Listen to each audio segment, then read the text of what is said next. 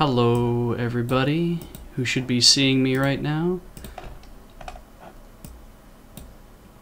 Waiting to see if that all comes through. Oh, look at that.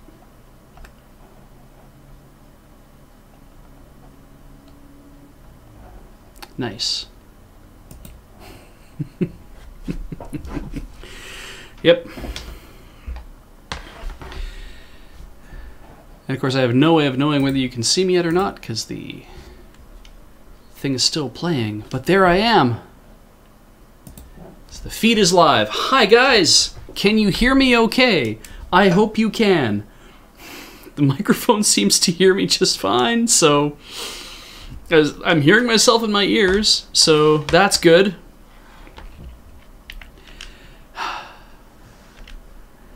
You can hear me, and that's lovely. Okay, what you can't hear is the game. I'm going to give you a taste as to why. Strap in. So you all came with me on that journey, briefly. We were trying to get that to send audio correctly, and I'm not entirely certain as to why it's not sending the audio correctly, but here's where we are. God, that is a pixelated... You can see the dude in the background there. Oh, look at that. We'll have Nami over my shoulder for half the thing. So, I'm not sure as to why things are happening that way, but that is that's essentially what's going on now. I thought I slept last time. I'll sleep now. So, I have indeed tried turning it off and on again, I'm not sure why it's acting the way it is, but it is acting the way it is. Changed this here for a half hour trying to make it work. I had a brief idea that it might be a kilohertz mismatch or something like that. Sample rate mismatch. Ooh, a lucky day today. Eat well and rest. My smile brings me good luck. Oh, this guy may or may not be right. It'll be nice due to the high pressure cell in the area. Okay, let's get out of here.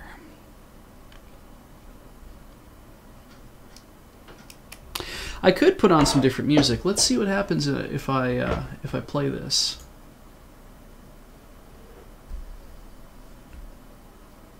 I don't even know if that's mixing through. Oh, look at that.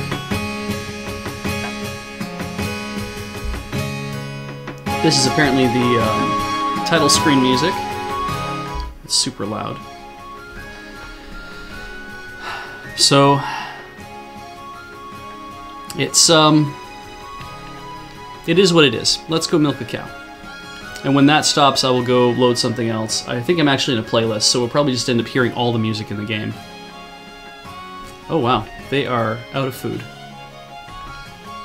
So as just to catch up everybody else as to what's going on here, this is Harvest Moon: A Wonderful Life for the Nintendo GameCube.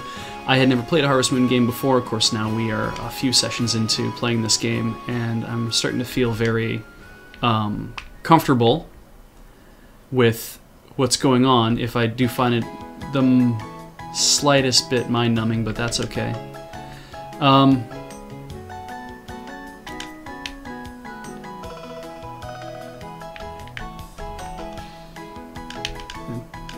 Put it in. Put it in. Okay. Put it in. All that bird feed. Right, I have birds to look after now. Jesus. I have completely forgotten. Just a little something for you guys, since you can't actually hear how happy she is. There we go, Mill Tank.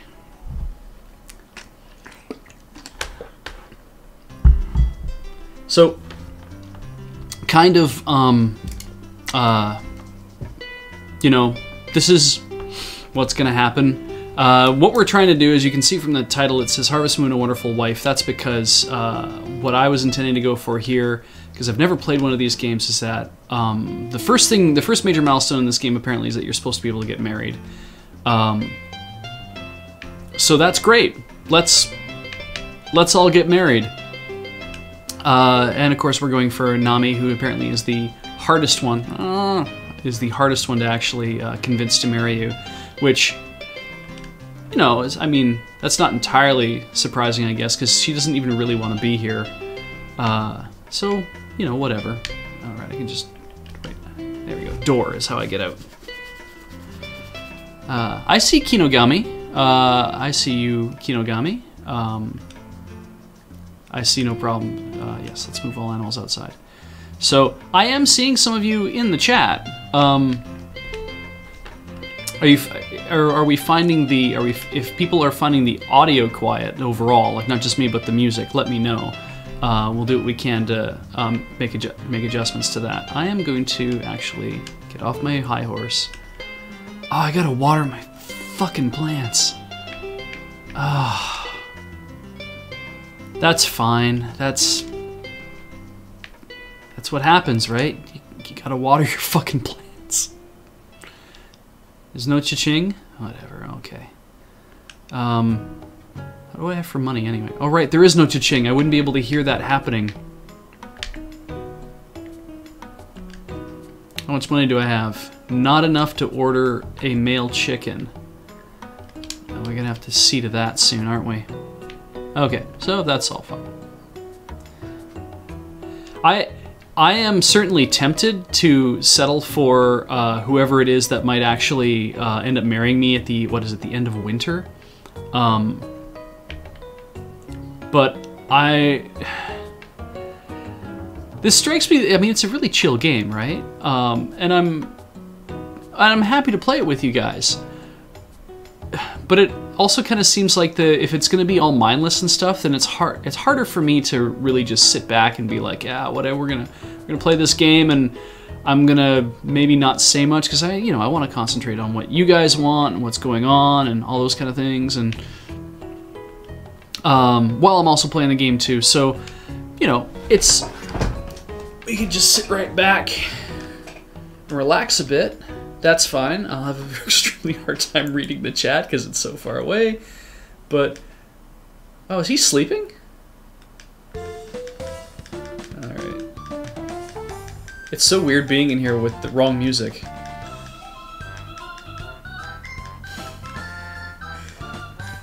So, hello, Canadian Geek. I've been here for, we haven't been online that long. It's still first day. And I can't remember what time it is. It's 6:23 right now. In beautiful Victoria, British Columbia, 6:50 Newfoundland. Wow. Okay. It's funny how much music really does help make a game. I mean, now that we're listening to... Oh, I found something. That's good news. Now that we're listening to just a basic mix of everything that's actually in the game, I kind of feel like you feel even more disconnected from what's going on. But that's okay.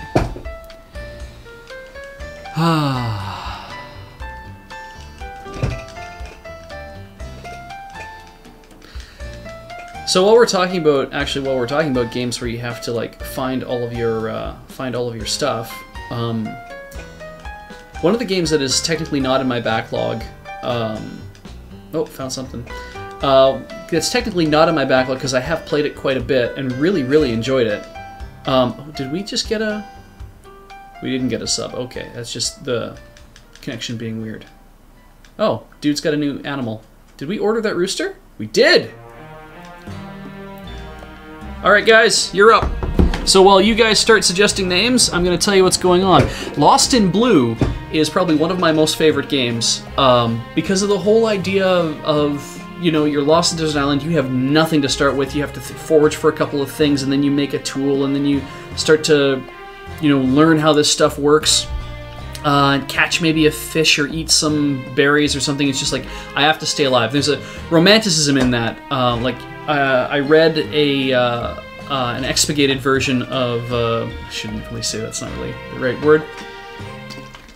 Right, we were talking about, it had to have cocks in it, didn't it?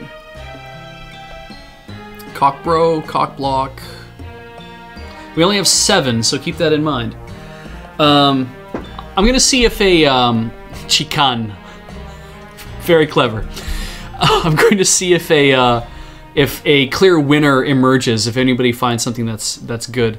I like Chikan because it goes very well with hentai. Actually, Chikan, for those who don't speak Japanese, Chikan is the pervert molester that molests you usually on the train.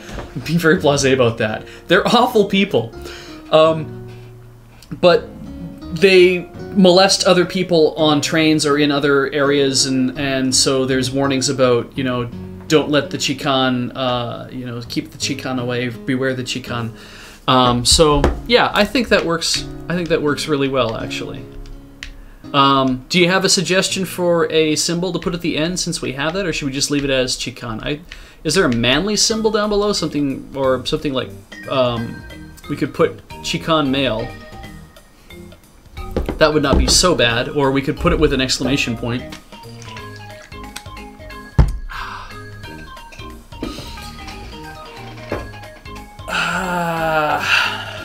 I'm seeing some cockblock actually in there too. I have absolutely no problem with a heart symbol as well. Oh God. Yeah, no, there are signs up in Japan of like dude in a hat, a men's. I don't want to say fedora, but it is that kind of like, you know, fedora-ish hat and a trench coat, and it has like and is kind of looking for people to touch. And usually there's also like there'll be ones where it'll be like the little silhouette, like little personal drawing of what the frig do you call that? The iconography of like man and woman, right? Like you see in a door, so you have iconography kind of thing of a child with the backpack on, and it's supposed to be a warning of please do not. Yeah, I'm gonna see if I can take care of that green screening thing. I'm not sure why it's acting that way. Maybe I need to move it a little further back. The notifier might be too far in front. Let's try it there. Maybe that'll be better.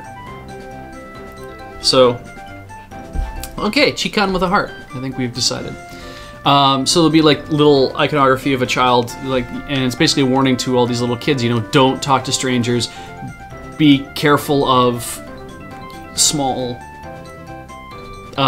Be careful of, yeah. Please don't molest the children. It kind of, but it's more of a please children. Be wary that people might try to molest you. Which, you know, I think that's a fairly, you know, I think it's a good lesson, because you're clearly trying to say to the perverts, please don't touch children. They might not want to listen, I don't know. I mean, they might. I imagine that they don't. So, yeah, I mean, yeah, it's kind of victim blaming in a way. It's like, oh, be careful of the, you know, because it's your responsibility to make sure that nothing bad happens to you. And it's like, I think there's like, I think there's more of a problem with the dudes that are not fitting into society properly. Anyway, we've gotten way off the track of what I was talking about before. So Lost in Blue. I really, really like Lost in Blue because you have almost... You start with nothing. You start like damn near dead practically too, and so you have to figure out what to do. And they give you a few things, so when you start, it's like, okay, we're gonna help you, so it's a little bit simpler. We're gonna, you know, you have to have water, and so you'll have to have fresh water and stuff too. But we're gonna make sure that, you know, you can be replenished by the food that you eat and all those other good things. Oh, found something else. Another old coin. So he's not partial to those, but I guess now I could just dig in every hole and see if I find anything.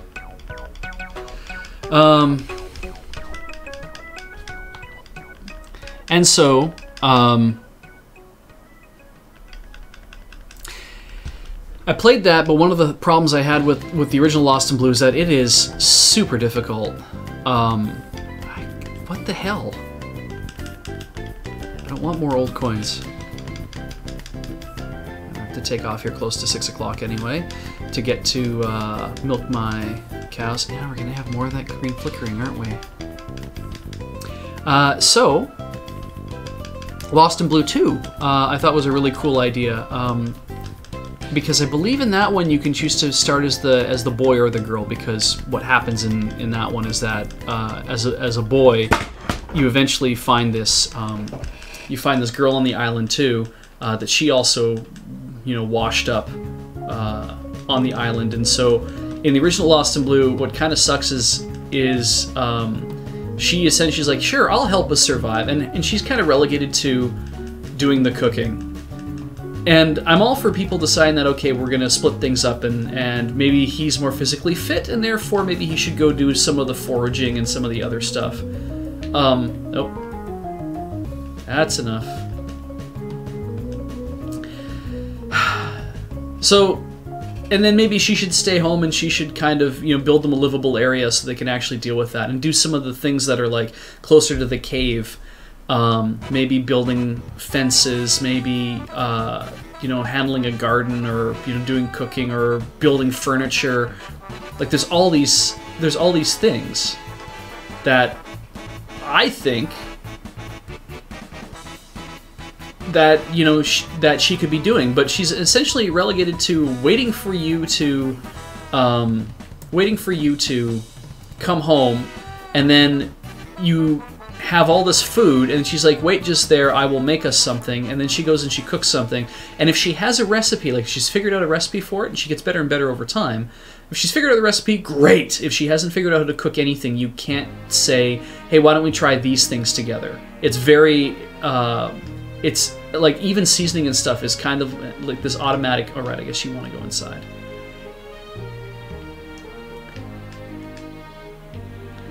It's kind of this automatic thing. I didn't water my plants today at all.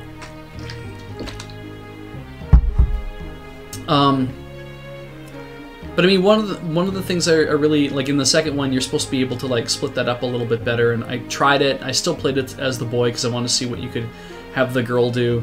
But at no point did I really feel like I had truly the amount of control that I wanted over it.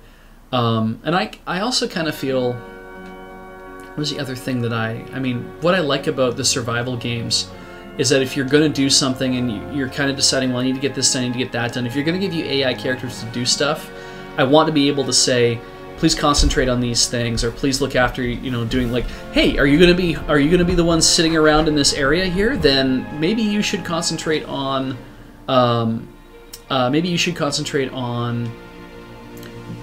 stoking the fire, or, you know, I don't know, building anything else.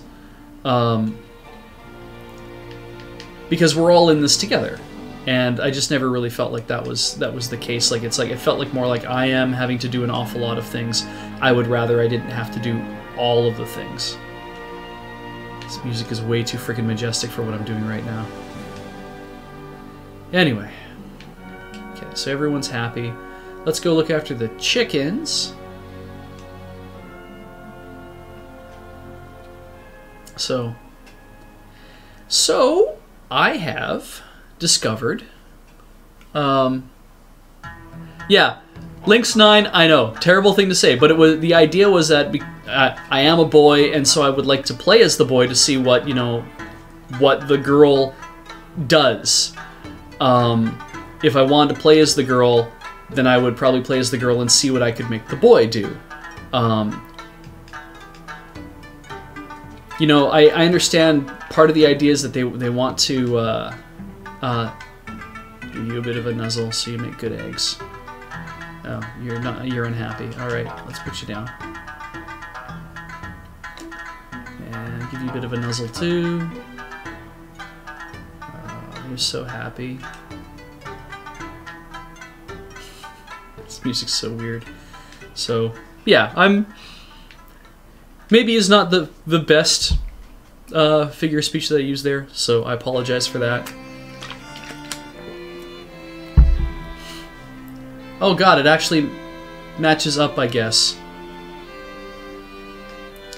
We have to water some plants. I'll just eat that, why not? because why not at this point?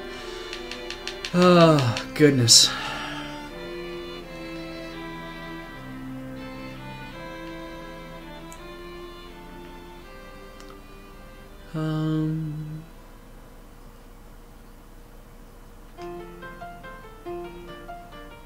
Alright, let's keep watering plants for a little while. I'm guessing these are wilting?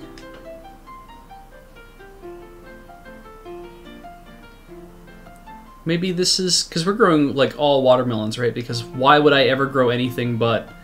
like, why would I learn to make anything? Why would I learn to grow multiple things? Anyway, so...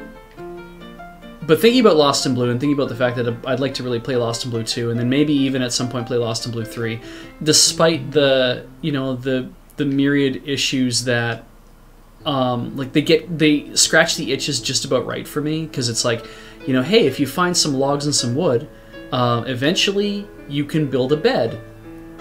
To which I'm like, yeah, that's great. Now what do I have to do to begin with that? But it never, there's no real tech tree. It's just kind of revealed to you in the original Lost in Blue. You know, you build X thing, and then if you come home with more stuff, you say, hey, you know, why don't you continue building stuff? It's like, great, and then you do build a bed, but you have a bed, so now you reinforce it, and it's kind of opaque.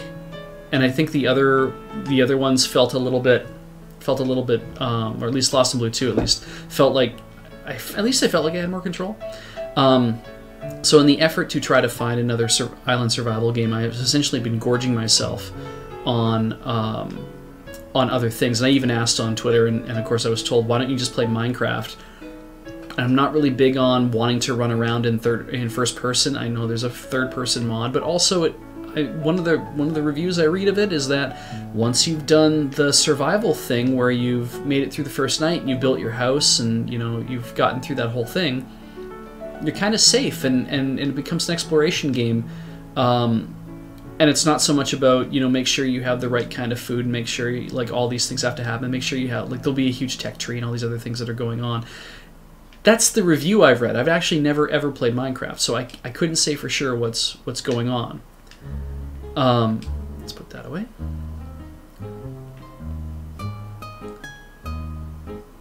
And I guess I'm not going to go see Nami tonight because it's way too late. So let's just put that in the thing. Put my milk in here. Yep. So, alright, I have all this other... I have an egg, and I have my fish named Columbo.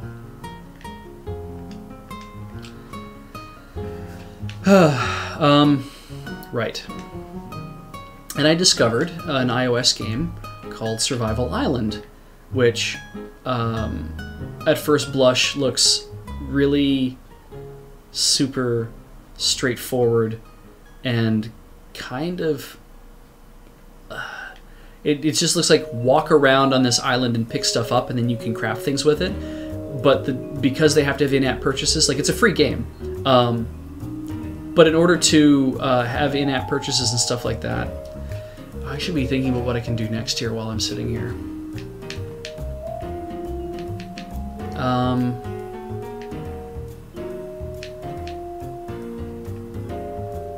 right, well, it's 11:30. It's probably, I mean, I'm not going to be able to see her, so running it down to the inn for any reason doesn't make any sense. But crafting in that game takes real time. Like, the first time you craft something, it's going to take 5 minutes, and then the next time you craft something else, it's going to be 10 minutes. The next time you craft something else, it's going to be 15. And then 30, and then an hour, like that, or 2 hours, like that kind of thing, and it's all in real time. Now, of course, IAP, you can buy study books. $4 will buy you 30 study books, and you can put a study book towards it, is what I understand. And they give you a bonus potion of study book at the top of the game.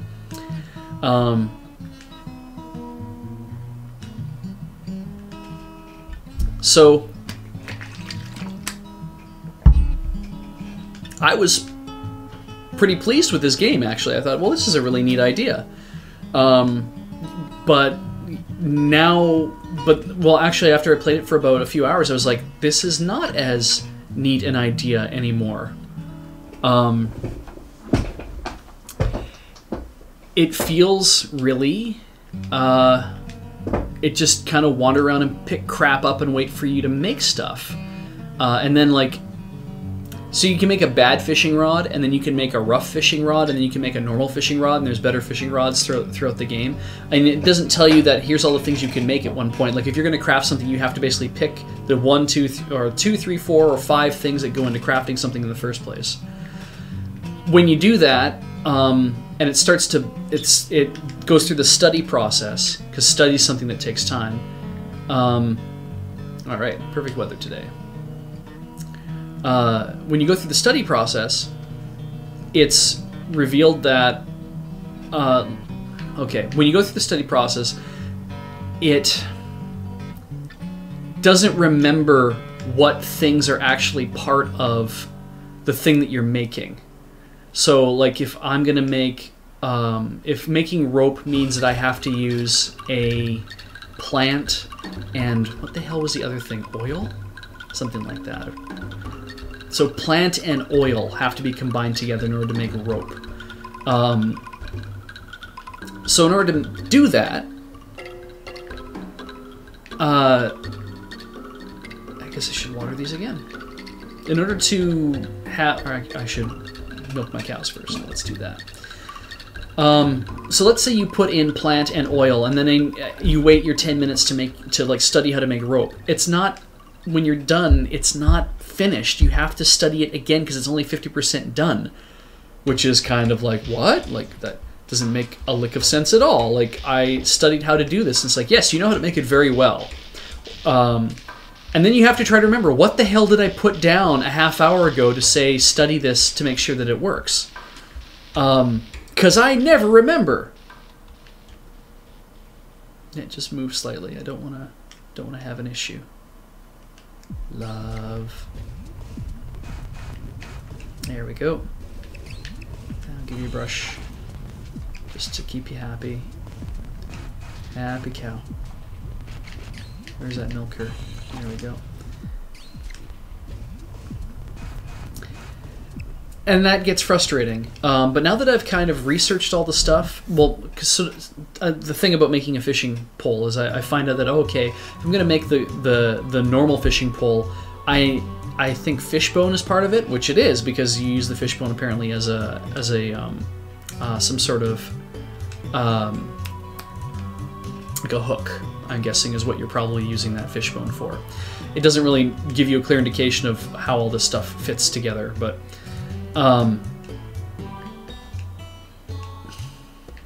brush. Where's my brush? There's my brush. And happy cow. Let's take everybody outside, including the horse, which is, aw, so cute. So I'm like, I researched this thing, I'm like, oh great, now I know how to make my fishing pole, and I guess I'll just need a couple of fish bones, and it's very hard to catch fish in the game when you have crappy, the crappier versions of the, because it's all a timing-based experiment thing. Like, a thing moves back and forth, and you have to tap at the right time in order to make sure that it happens at the right time. So yeah, kind of rough. There's Nami. This is a good thing, because I can see her from a distance. But because I was because I wasn't doing very well at catching stuff. Human statue, show.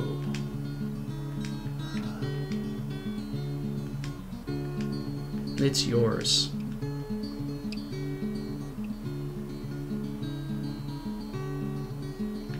And I heard somebody say that if you give her other things from the farm, like milk.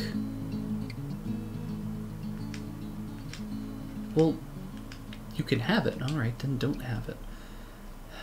Okay. This is so the game I'm talking about is Survival Island for iOS, and there's just this.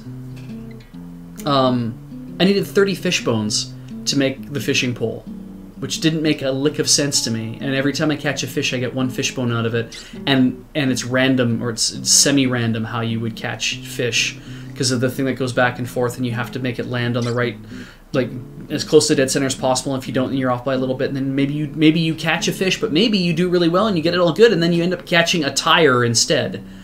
And it's like, great, that tire is going to certainly come in handy at the start of the game, because I don't need tires right now. I need tires like a little later in the game. Apparently you can make a raft or something. But again, these things aren't really clear to me. And it's really hard to, I finally got it, and now it's a lot easier, because now I have a normal fishing pole, which means that all the areas that you can tap and get like the high point whatevers are really easy to hit now. So I'm like, boy, that would have been really handy to have prior, but whatever. So that's kind of like, this is a very early feeling. Oh, I got another one. This is kind of like a simpler version of what I'm looking for. And so as I'm trying to find something that's a little bit more complex, as I keep looking, I discover a browser game called Wayward. And if you guys want to, if you like survival games, like especially 2D survival games, this is all tile-based, and I'm led to understand that it is kind of Minecrafty in the sense that there's a lot of crafting going on, and you're finding stuff in tiles, and but it's not like picking up a block of something and putting on a block of something else. But holy Jesus, is it deep!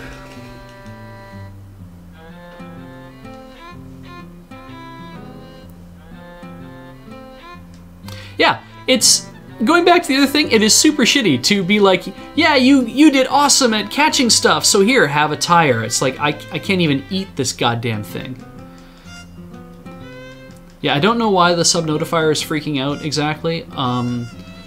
It might have to do with the position of stuff on my screen, and I can try to move everything a little bit so that it doesn't get quite... I have a bunch of stuff on my other monitor, including the subnotifier, and maybe because of the way that it's all kind of sitting on top of stuff, it's causing it to go nuts. Athatar, thank you for coming on in.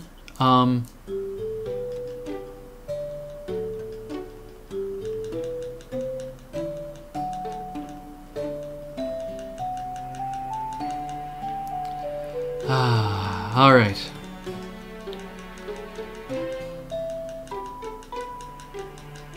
Let's see here. But yeah, Wayward I really like, and I'm also I have played so much of it in the last several days that I'm actually starting to feel a little sick of playing it, because I just basically have been binging on it so hard. And that game has permadeath, and when you play, the only thing that follows you from game to game is all the stuff that you've learned how to make. So all your knowledge will follow you. None of your skills follow you. So as you get better in like leather crafting and archery or fletching and all that kind of stuff, none of that follows you. You start, and in the new beta, you sometimes don't even start with a shovel, and shovel's like one of the basic things in the game that you really need to get started. Now you can make shovels, but the way to make shovel is you have to bang on a tree until you get branches. Then you have to strip the branches to make wooden poles. Once you have enough wooden poles, you have to go bang on a mountain until you get rocks. Once you get rocks, then you can make sharp rocks, and once you make sharp rocks, then you can you can get branches again, or you can go find seaweed, and if you strip the branches using the sharp rock, you can make stripped bark, which is rope-like, and then you can use rope-like things to combine to make string, and once you can make string, well, you might have also broken your sharp rock because you've been using it, and it'll fall apart after a certain number of times, and then you have to go make another goddamn sharp rock, and then once you have all these things, you can combine them together and you can make a shovel. So, it's, once you know how to do all that stuff, it's not so hard. Like, and the recipes will show up in your little crafting thing and everything. But good Christ, it's meant to be a really, really harsh game. Like it is in the best tradition of roguelikes as far as I'm concerned. The whole world is procedurally generated and you start on islands. And the first island I started on when I first started playing this game was almost all desert. And I thought that's how it was supposed to be. There's like almost all desert, a little bit of sandstone, which I didn't even know you could go bang on sandstone to because I didn't even know what that was. You right click on the tiles to find out what they all are. And if you go punch sandstone for a while, then you'll create sandstone, but you also get like gravel, but you'll get shale, which is a sharp rock. And there's just all these things that were like doing all this stuff. I didn't know what was going on, but I was like completely surprised because I'm like I have like a total of 30 trees on this entire island, and there's hardly any water. And of course, if you drink the seawater, you will dehydrate. And if you drink fresh water, and I thought I had to get an axe or to knock down trees. I didn't know you could just punch a tree until it falls over, because that's what you can do. You can punch a tree until it falls over. Oh, Christ.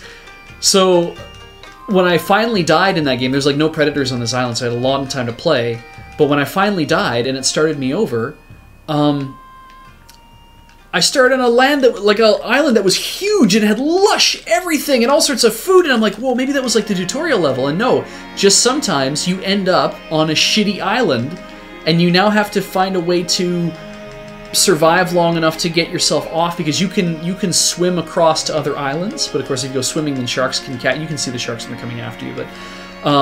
But if you have enough of other things, I think I'm done. I'm gonna go water my plants.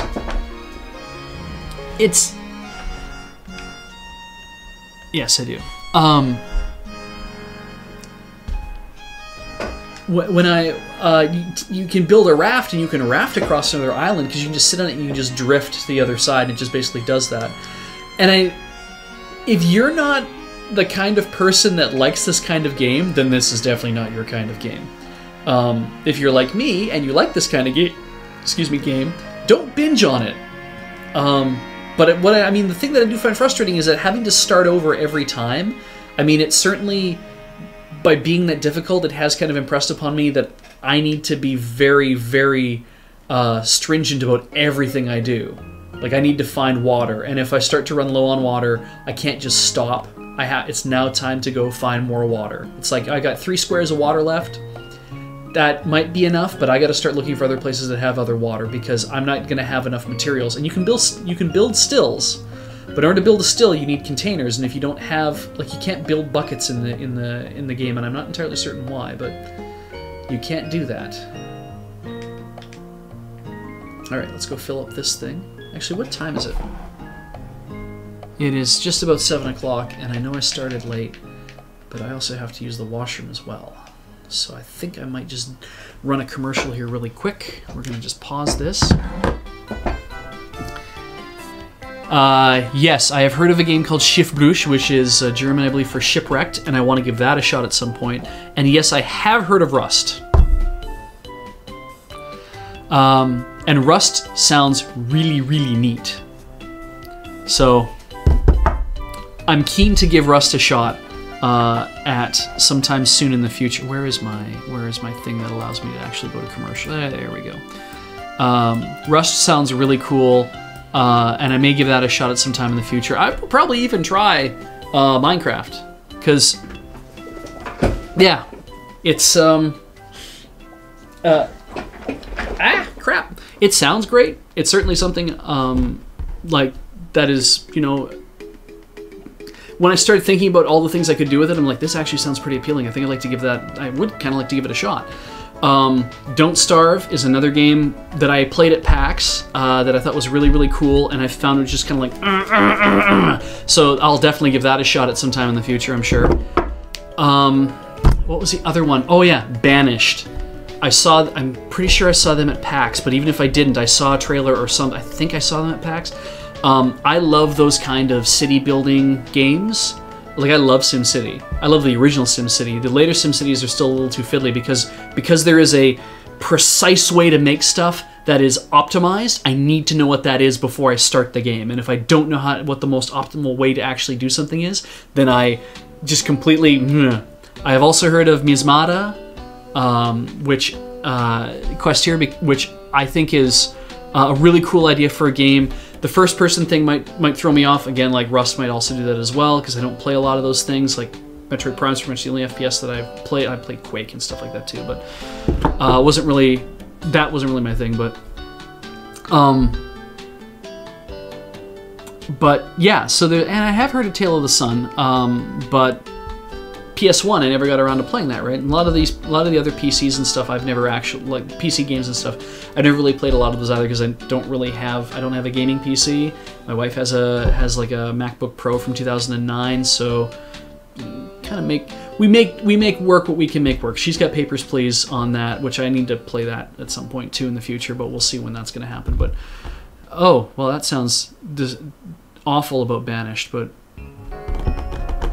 anyway, yeah, so I gotta hit the washroom. I will be back. I think I just started a commercial. And we're back. And I lost my mouse. Everything is better. I'm gonna catch a little bit of what you're doing here. Ooh, Cave Story.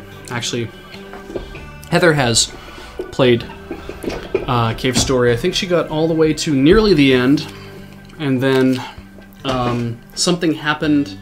She was trying for like the very best ending, so eventually she was like, screw this, and she gave up and went and looked at a FAQ to figure out what happened there, because I guess she was like totally in line to do that, but just kind of something went wrong earlier in the game that she was unaware of, I think. I'm not entirely certain, but yeah. So I'm just going to have a quick look at everything else that was said. Just black screens. That was so weird. Alright, well, we'll make it make more sense in an hour's time when I have to do that again. Are we back? I can only assume we're back. Because I think I'm doing something wrong. Oh, good.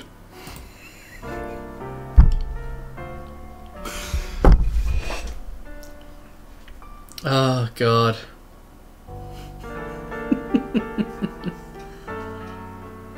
Oh, yeah, how did that whole Strider thing go, by the way? Because I played Strider for the NES, and that was not what I wanted it to be, obviously. I expected it to be... Ooh, that's good to see.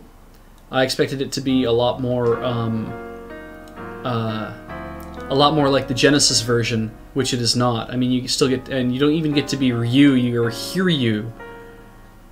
But...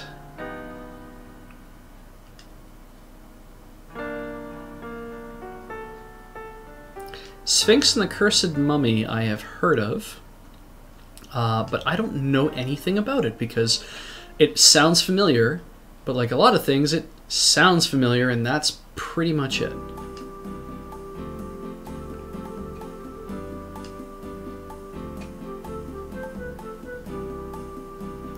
Ooh, new Strider. The appeal of Strider to me was always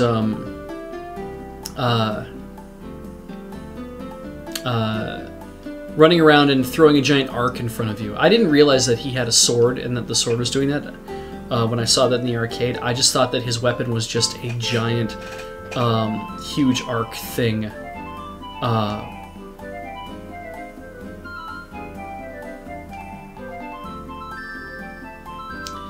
Alright.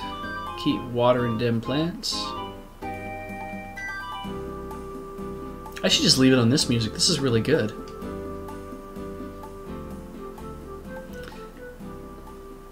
Oh, did anyone see the, there's a guy, go search this out if you have a moment, obviously, and you're looking for better music than what I have to talk about. I'll see if maybe I can find it and just play it.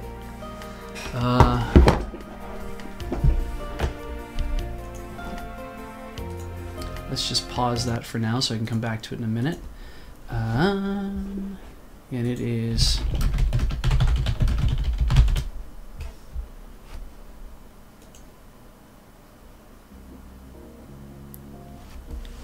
You can hear this, I hope.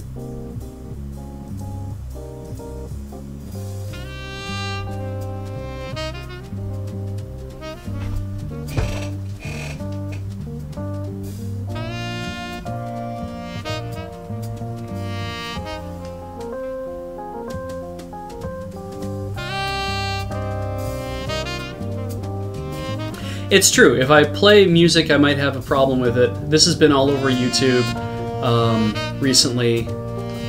I'm sure the guy maybe is selling it. I'm not sure.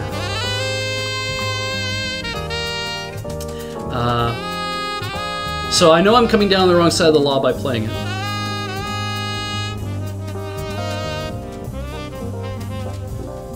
Alright, let's move the cows into the barn.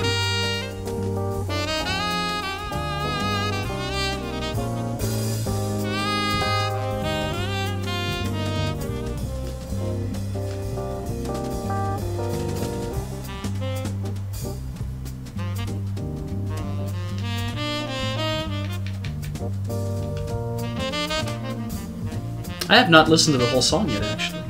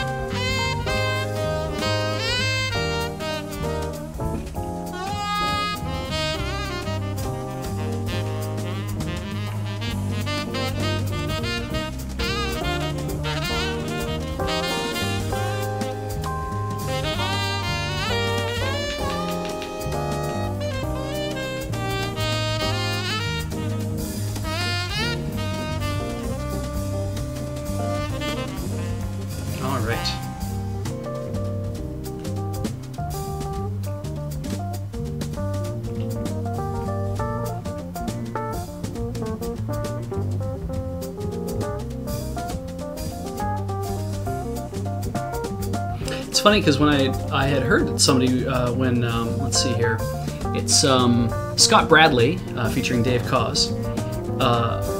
When they busted this out, I was trying to think, even before hearing it, how would you make this sound? And I pretty much nailed it like immediately in my brain, just trying to think about, okay, how would you actually make smooth jazz, any sort of jazzy version of this?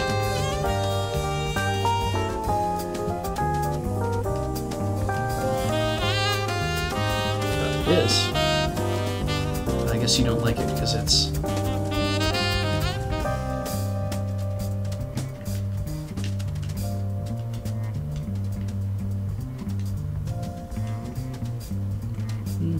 I guess I've already tried to give her stuff, so here we go.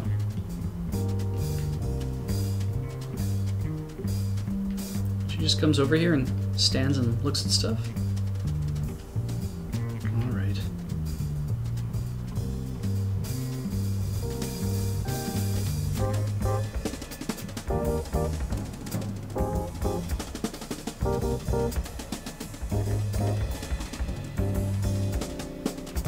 Moit.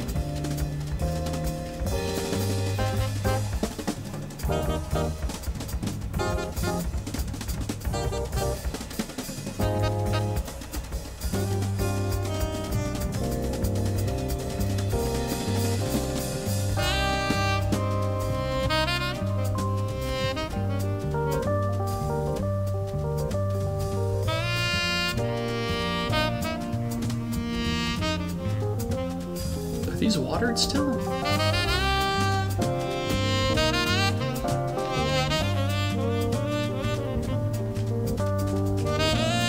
That's good news. Catch up.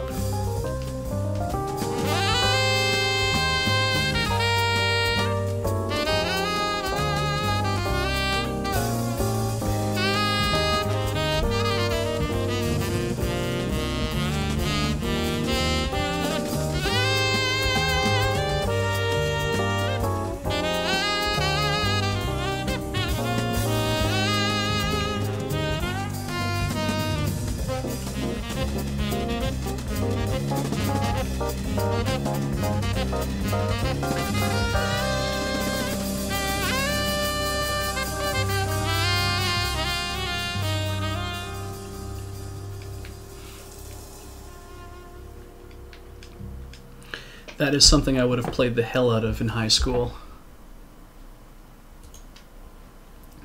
There we go. Turn that down here.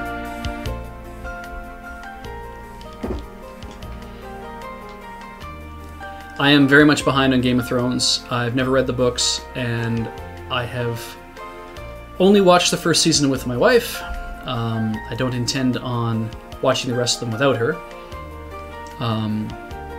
We both need to kind of make a decision if we're going to get back into it or not. We were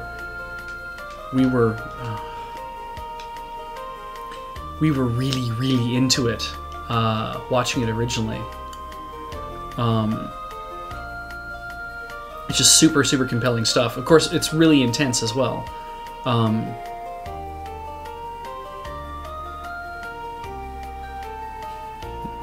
Dr. Beej. Playing the sweetest tunes for all beautiful girls and gals. Wait, it's girls and guys. For all beautiful girls and guys here on the Love Channel. Stay tuned to feel the love. Let's go have a look at my birds.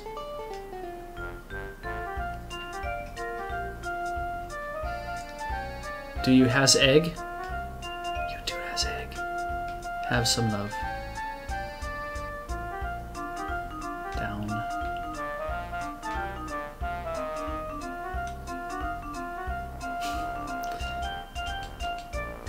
Rooster doesn't know what the fucking egg is. Alright, let's give you some love. Yeah. I'd be mad too if someone...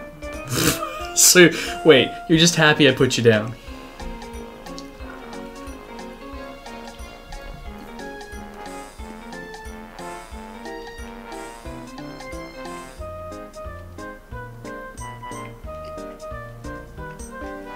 Now, what do I do with this? Because this is a fertilized egg? Is it? Actually, let's have a look. That goes in the incubator, right? So I can make chicks.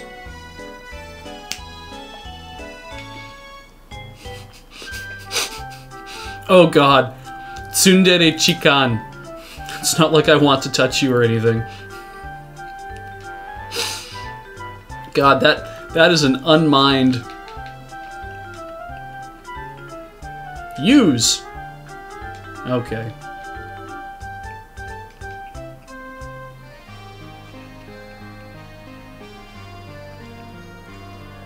Oh, that's it. It's the 8th.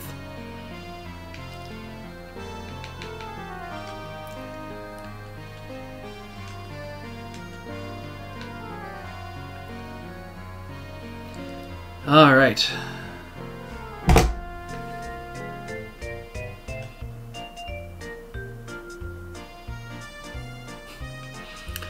A good point, Lord Hosk. Why wouldn't I simply just want to make chicks instead of wooing a girl?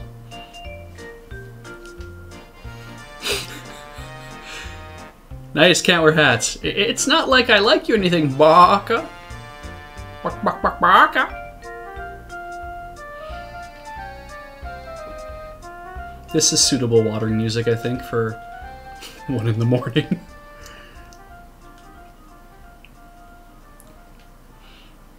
If there's two things I would really enjoy is Harvest Moon mashed up with a soundtrack to Crazy Taxi. That would not be so bad, I think. Oh yeah, you tired? Tired of your bullshit? Oh, I see. I'm just catching up to them unwatering themselves. Neat.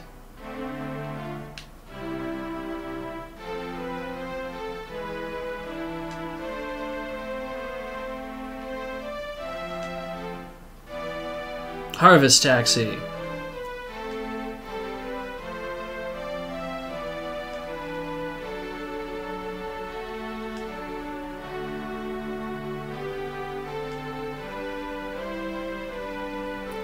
How many days is this gonna take till someone around me gives me a rake?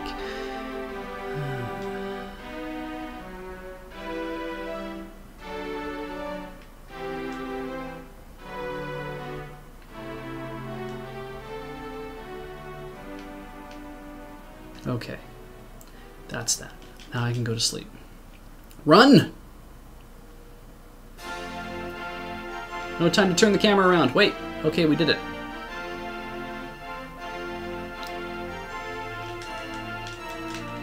Go in the house.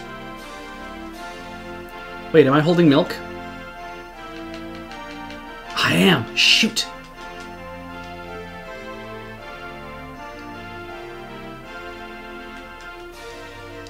I'm a little surprised that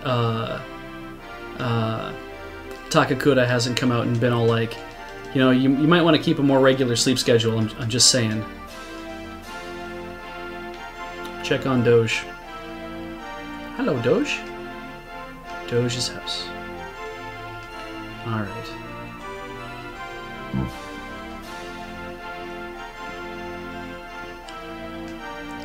Oh, so excited to see bed. I even forgot what I was doing this morning. Was I digging for stuff? I think I was.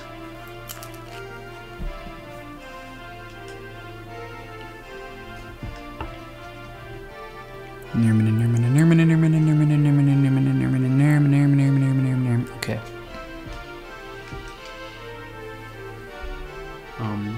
Lucky day, talk to people, wild grass. The weather will be perfect.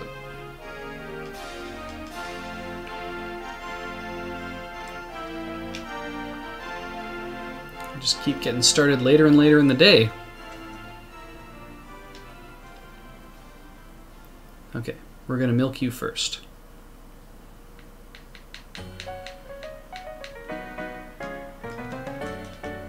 And so, oh, because you're trying to sleep.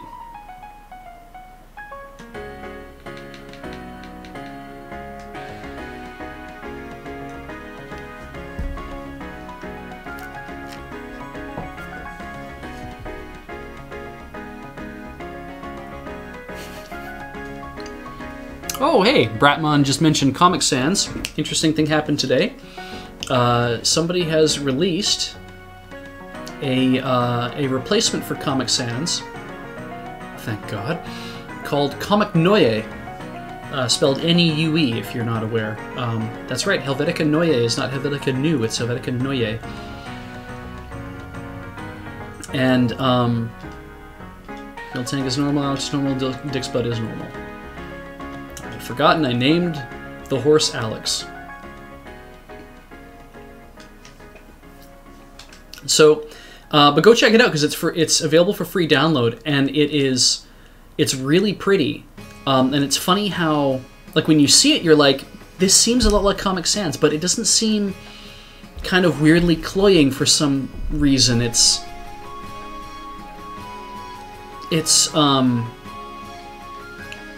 God, this really reminds me of Phantom Hourglass or Spirit Tracks.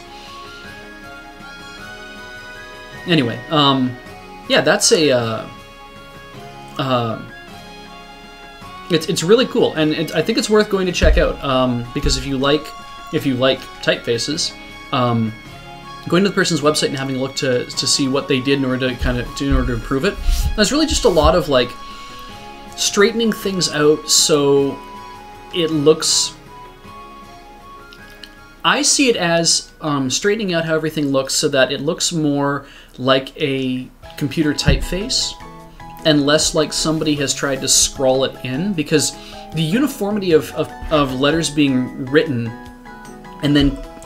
but because they don't look quite exact or accurate, it kind of just looks like the guy. I mean, the guy who designed Comic Sans is a font designer, but it kind of looked like he was going for something really rough because that's what they wanted from Microsoft Bob. That's what Comic Sans was designed for. All right, we got to find Nami so we can give her gift. Keep pumping them hearts up.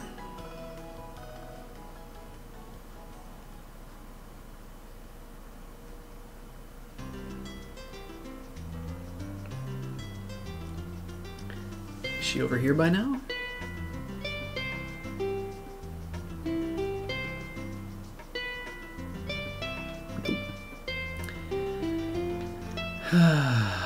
So, you see that red top and it's like, oh, wait a minute. Nope. All right.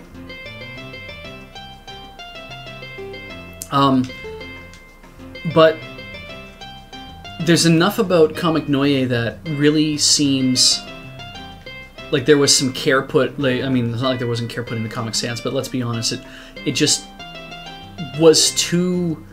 It's too crude of a typeface, I think, to actually be something you could read on a regular basis. And I can't, like, I see it, and I no longer see the content, which is what's supposed to happen when you read anything in a specific typeface. You're supposed to see the content. I don't see the content anymore.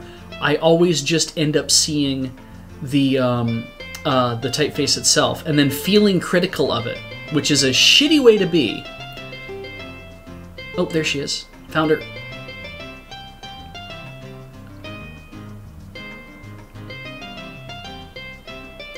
It's got to be really funny. Every day, this dude comes walking up on it, running up on his horse, and he's like, "Wait, wait, wait, wait, wait! Hang on. I gotta show you something."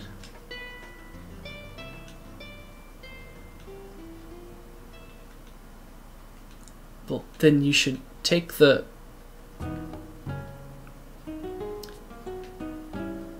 Somebody caught me on Twitter last night.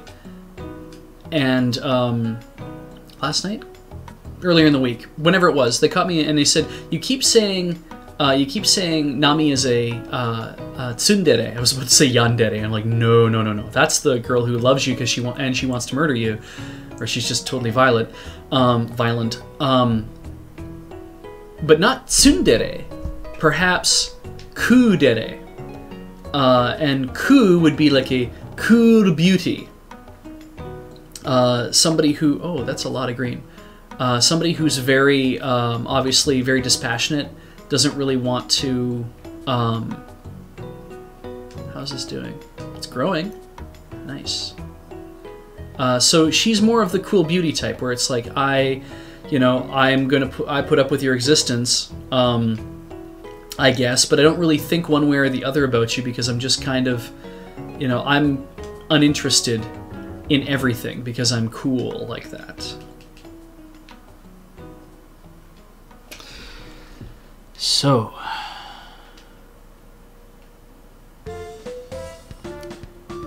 yeah, Admiral Memo, I'd heard somebody say that she likes milk, and I don't know if that's once she gets more hearts that she likes milk, and so I should be giving her that as well, because you're supposed to be able to give her up to 3 gifts a day. But the 3 that were posted were like, actually, what do I have? Oh, that's my map. Whoops. I guess I'll just put you back in here.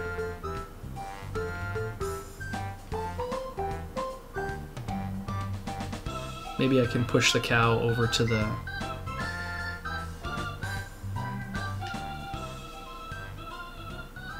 Oh, I see. Both cows are there. Alright, little love, and I'm going to try to walk you over to the... We're going to finally, for once, try to wash the cow.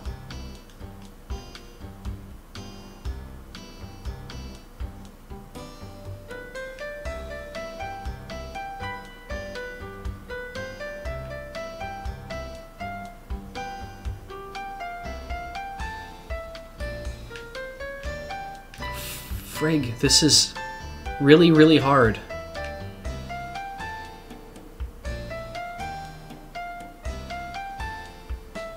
See, the camera's moving, she's not.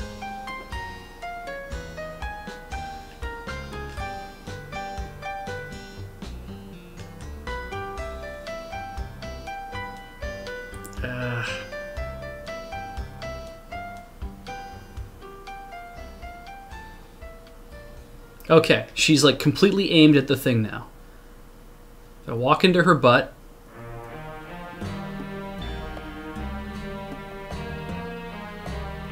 We're doing it, boys. We're making this happen.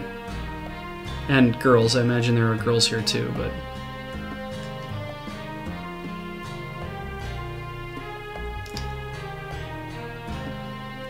Okay.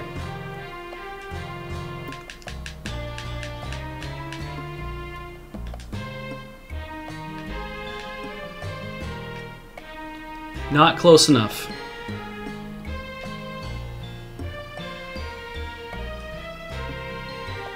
That's got to be close enough.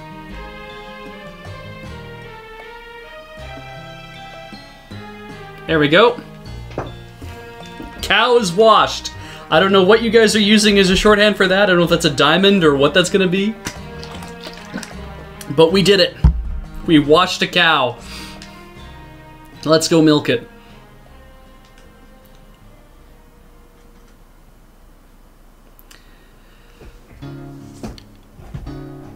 Statues, fossils, cooked food, tomatoes, and only fall flowers.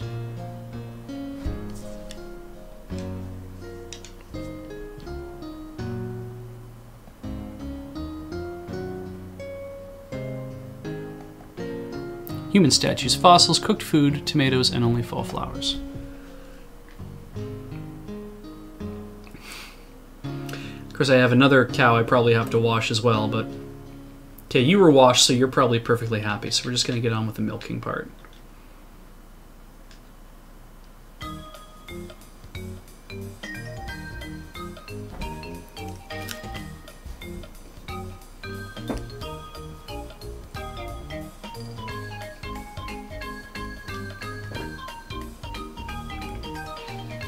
Alright.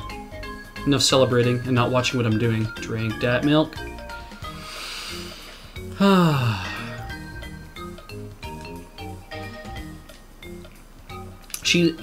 My understanding is she likes or she likes old coins, like she likes to look at them. Doesn't mean that she likes them, that she wants to have them. Wow, that was weird. Walking outside and then hearing the music change like that. It's like, this is not the normal outside music.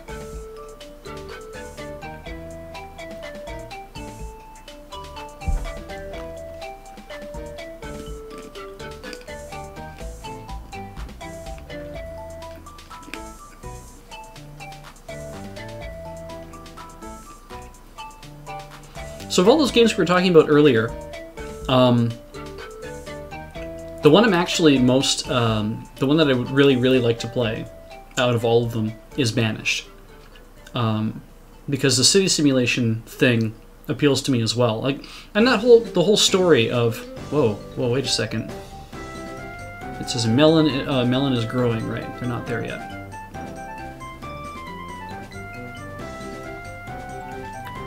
Because the whole idea of,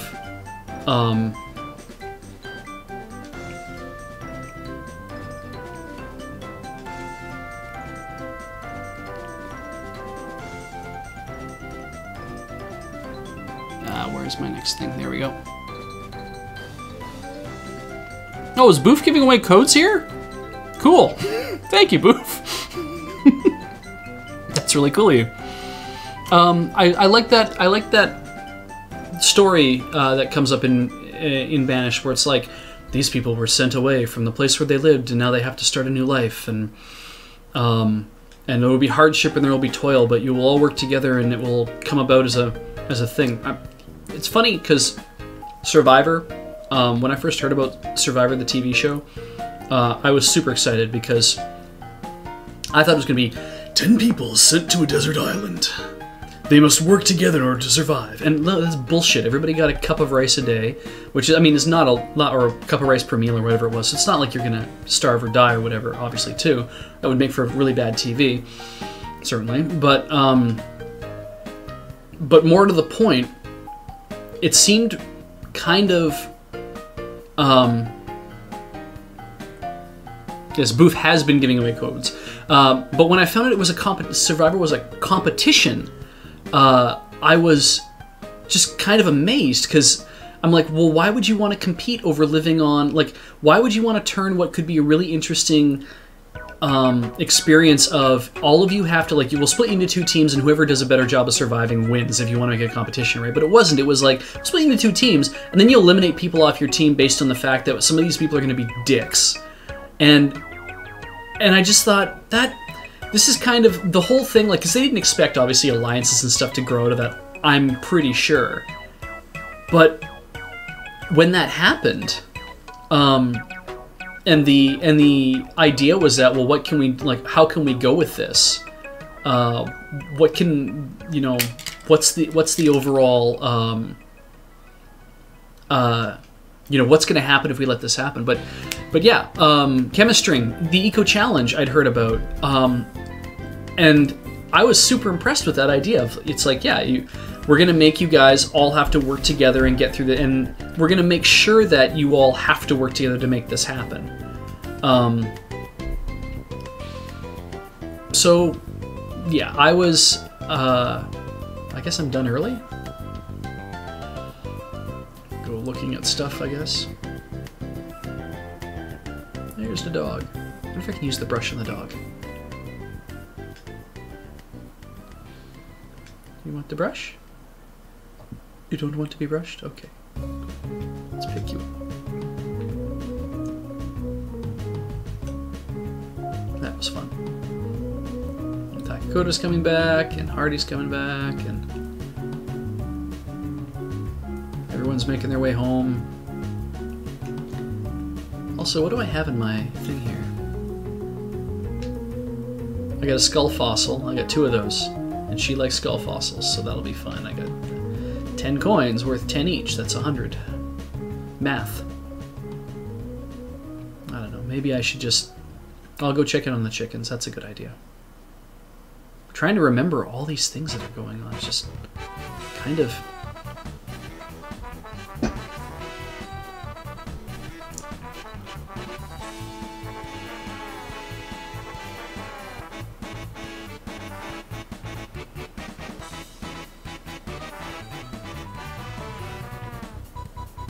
Egg.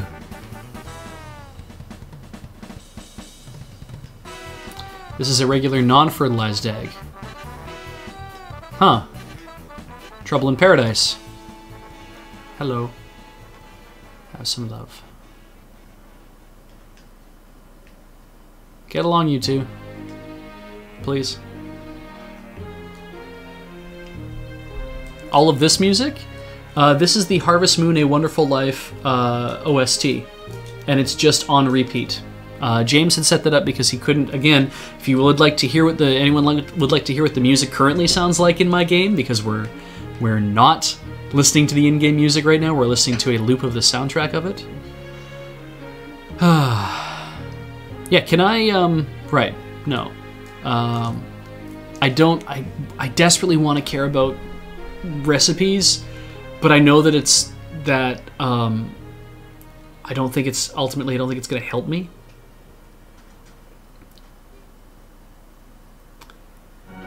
So, sleep.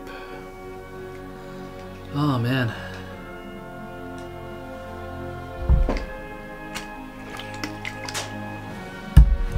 Yeah. See, some of you are saying yes, and some of you are saying no, and so I'm going to go with those who are saying no. It makes better sense overall.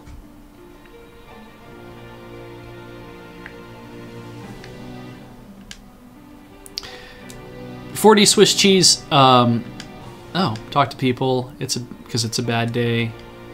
It's probably start raining. He doesn't know that for sure, but it is a bad day. The 4D Swiss cheese says, the giving chickens love animation looks more like you're shaking your head at them in disappointment. Well, that's because that's how... I'm not gonna say that. That's horrible.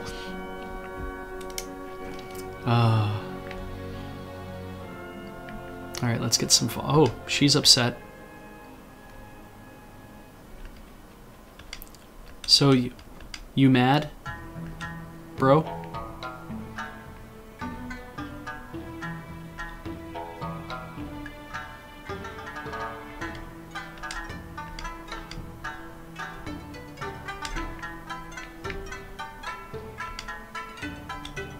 Okay, lots of fodder. Milk tanks normal, Alex is normal, Dick's butt is normal. Good to know. I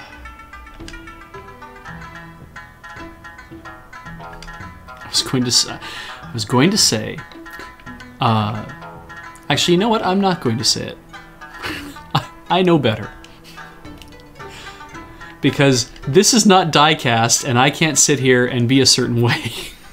If I was sitting here with Ian, we could both be a certain way, and we both know we're being blissfully ironic about the whole thing. But I'm being recorded, and I'm live on stream, and you guys have access to a wiki to put all of the stuff I'm going to say. And therefore, I'm going to just, I'm just going to leave it alone.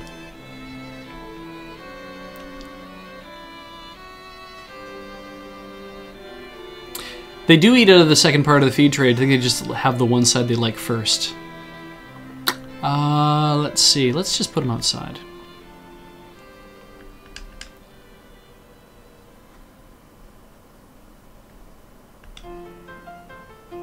Wow. Yeah, if I got Alex in here, I could probably say it then. Because we would both be like, oh shit, that's horrible. I'm like, yes, that's horrible. And what's funny is that by the time,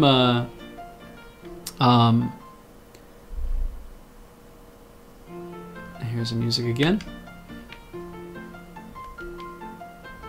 By the time Alex comes in on stream with me at some point, I will have completely forgotten everything I wanted to say. How are these doing? The melon is growing, soon to be harvested. Lovely. Chickens are okay.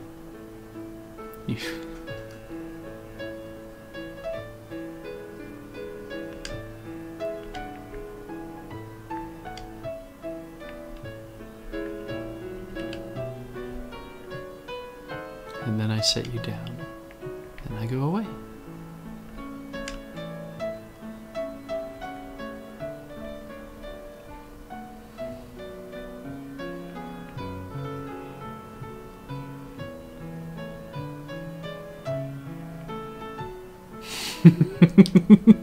Sorry to disappoint you, Admiral Memo.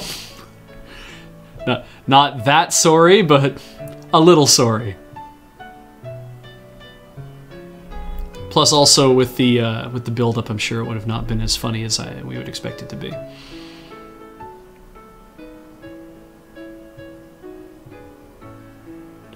Kid's just going for a run. Okay. You know what I haven't tried is I haven't tried waking up at like 6 o'clock in the morning and going to Nami's place outside the inn and just standing there and waiting for her to open the door. Because I could always do that too, I guess. Yeah.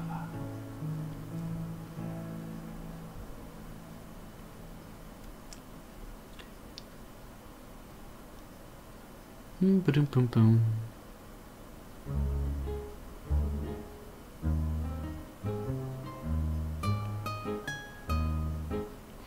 At least the pressure's off in some ways in playing this game because I don't have to particularly worry about... oh, I thought we could run in the surf. In some ways, it's kind of nice because all I'm concentrating on is get Nami. I don't care about anything else in this game at this point. It's like, I should grow some stuff, sure, because I probably need to pay for some things somehow. But plus, it also seems it's a good way to kill time.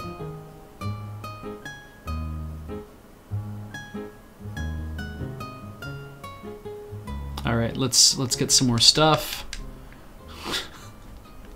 Let's get some gifts.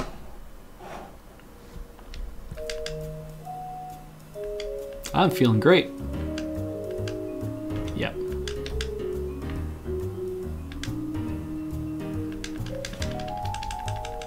Come on.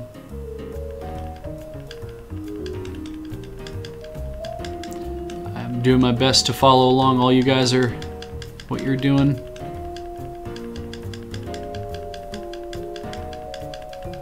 Pick the most ripe one to be your wife. Yeah, that's how it's done in real life. God, what was I reading today? I read a great article actually about a guy who won the smallest penis award in New York. That was awesome. Oh, we found something.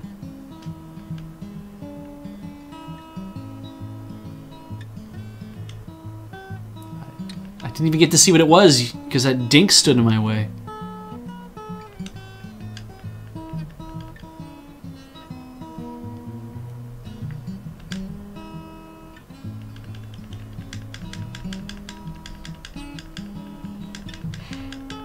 Yeah, no, the chat has a pardon, fuck.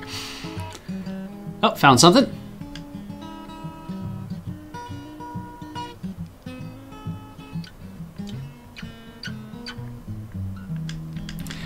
So, well, actually, it was an award he tried out for when he was. So this guy Nick, I forget his last name.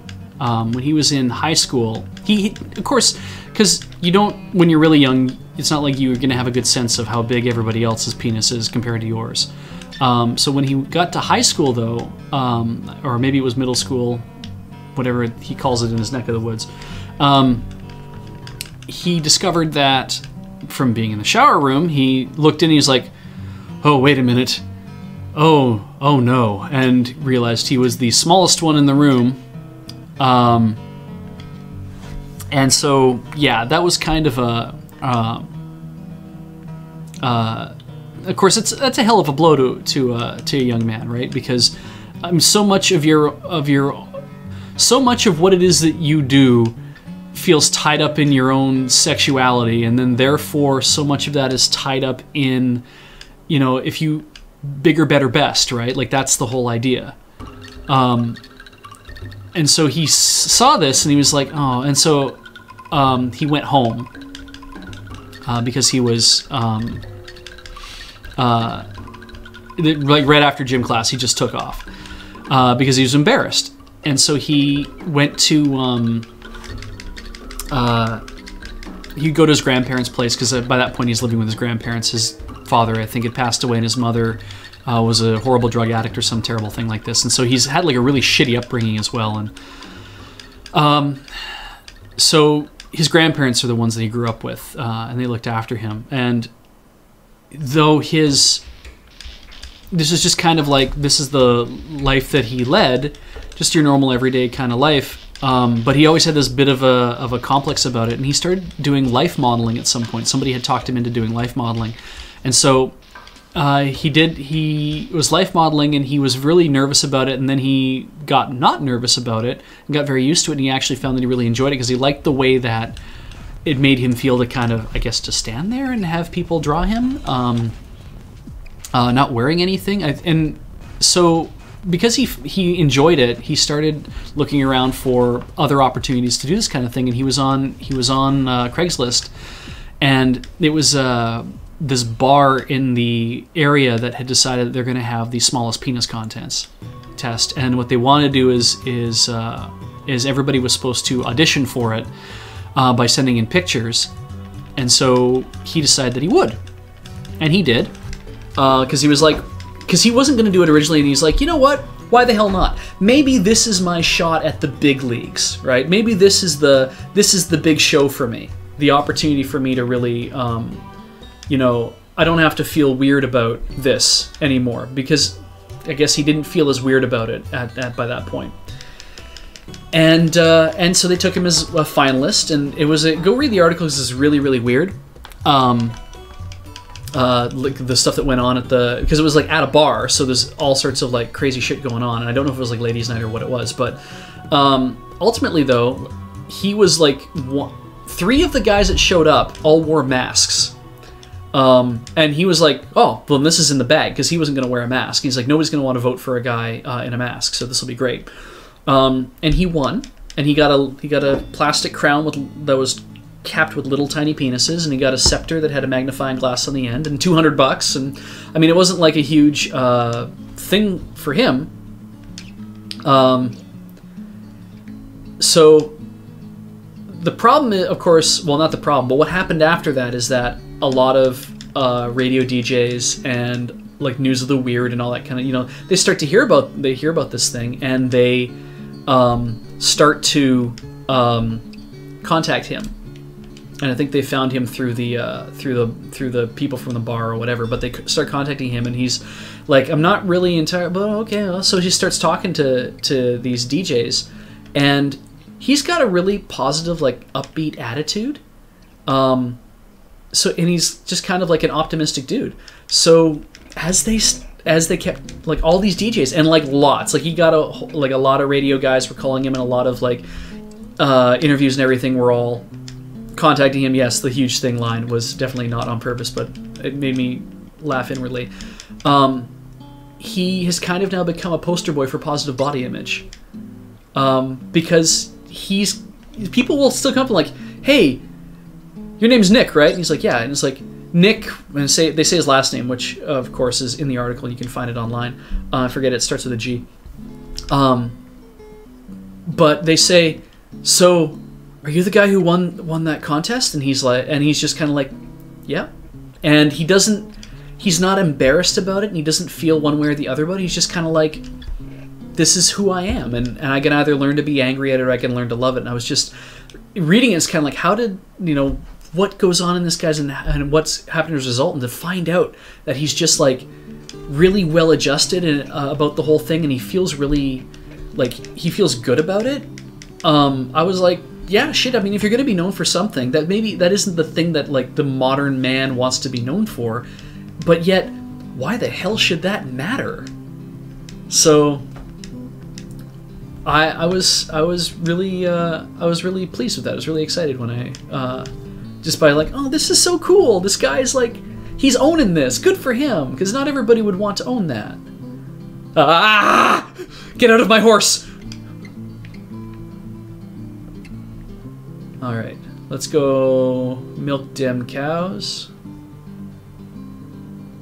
Well, cow anyway. Milk dem cow.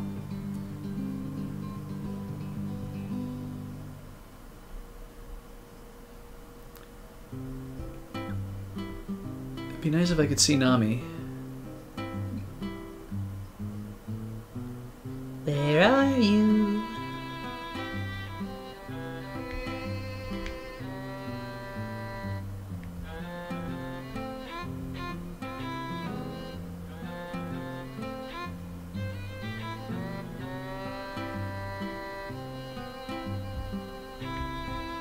Anyway. Yeah, dude was super chill.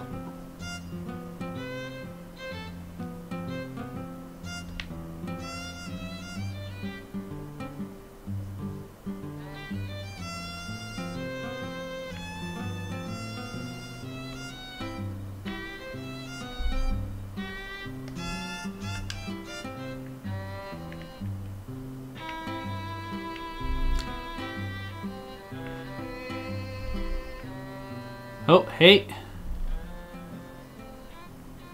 Let's have a look. Are these... They're ready. Okay. Well, let's go milk.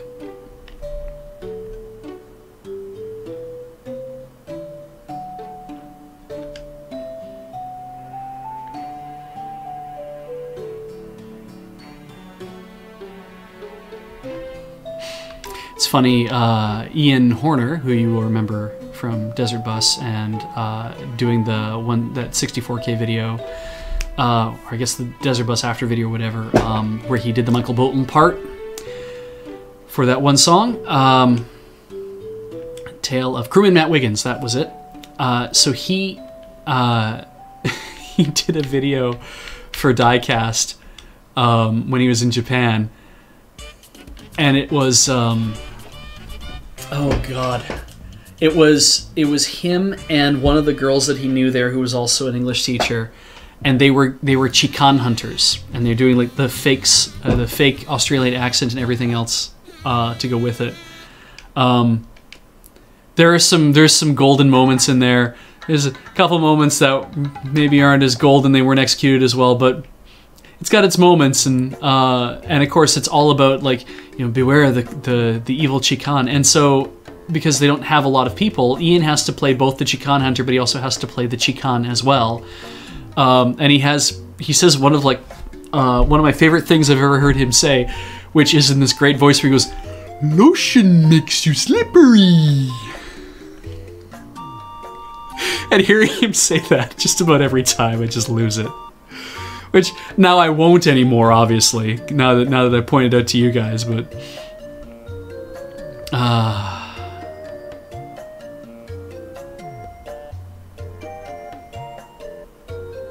that's a pick, and put it away. That's a pick, put it away. I need a combine harvester, or some hired hands.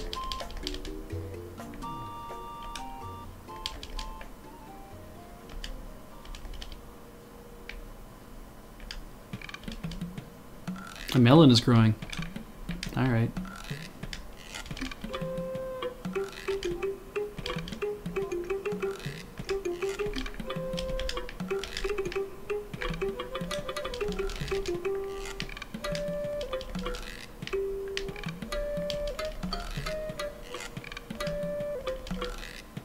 Please explain tsundere in my own words. It's someone who acts don't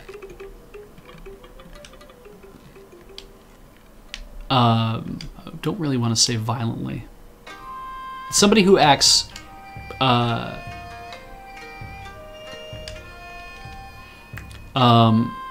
nervous and embarrassed. It's really somebody who's cold and prickly. Prickly being kind of the more thing. You can be cold and disinterested, but more like somebody who is prickly to you because they are hiding or denying their affection.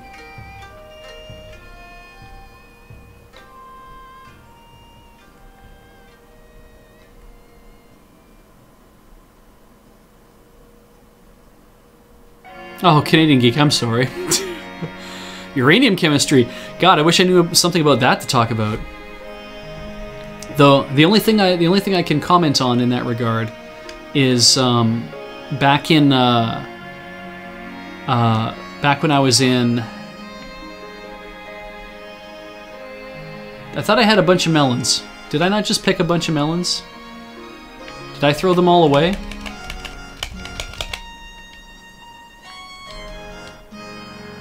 I couldn't have, obviously. They're all right there. So, yeah, I understand.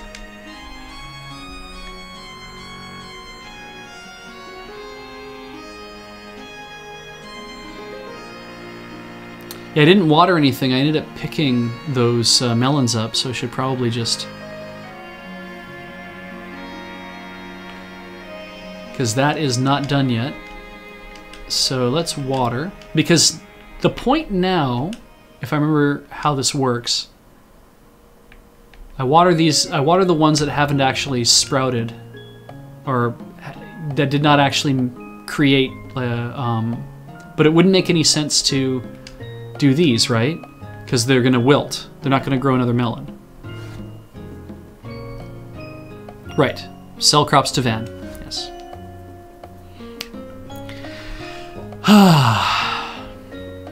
Where the hell was I? You guys were asking me a different question.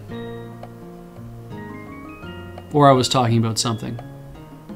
I was probably talking about something. Oh yeah, uranium chemistry. When I was in physics 30 in high school, my buddy Mark and I paired up to...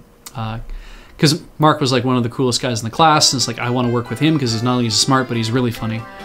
I guess I'll just go to sleep. And so I just straight to bed. So when we were one of the projects we had to do in Physics 30, which is we were doing nuclear physics, this is, or quantum or whatever you want to call it at the time, but that's what we were doing. Is basically we're going to talk about how nuclear fission and nuclear fusion work. And we had to do a report on that. So we did this. Most people would just, write your everyday normal kind of report. We decided we'd screw around with it. We had a... okay, so that might not be nice weather today. We'll see. So we did things like... we used the... I want to say the Rutherford model of the atom, the one that has the electrons circling at essentially random-looking orbits. Turn it down just a hair.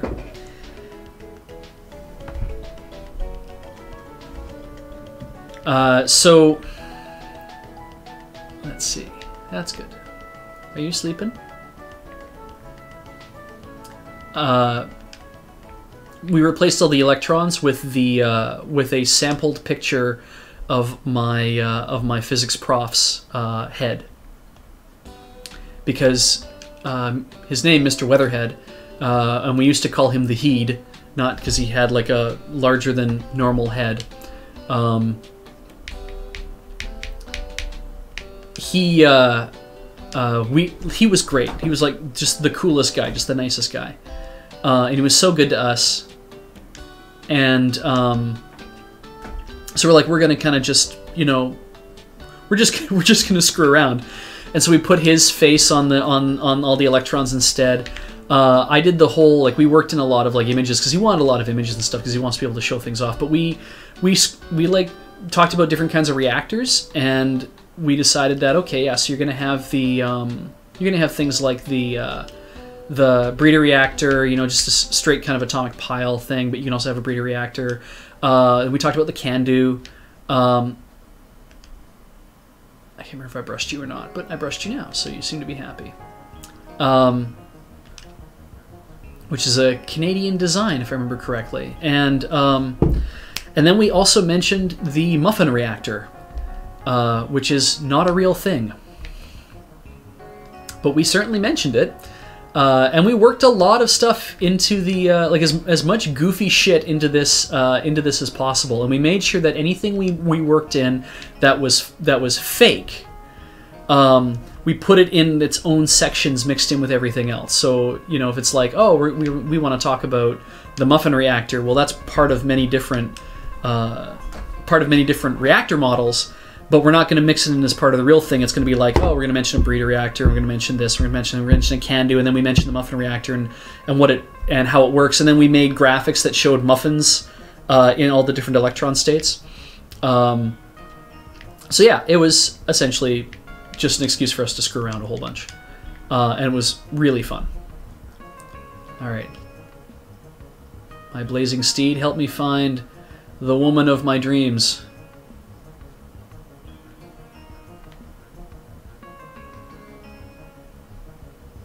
I just love this to evolve into Nami just running the hell away from me as fast as possible. She just sees me and it's like instantly in a track outfit, and she just basically burns, just takes off. So yeah, we had a good time doing that physics presentation. And it was our final project. It was worth like about 40% of our mark or something like that. Not only did we ace it, we got bonus points for creativity. So that was good news. We were highest mark of anybody in the class just because we were willing to mess around a whole bunch.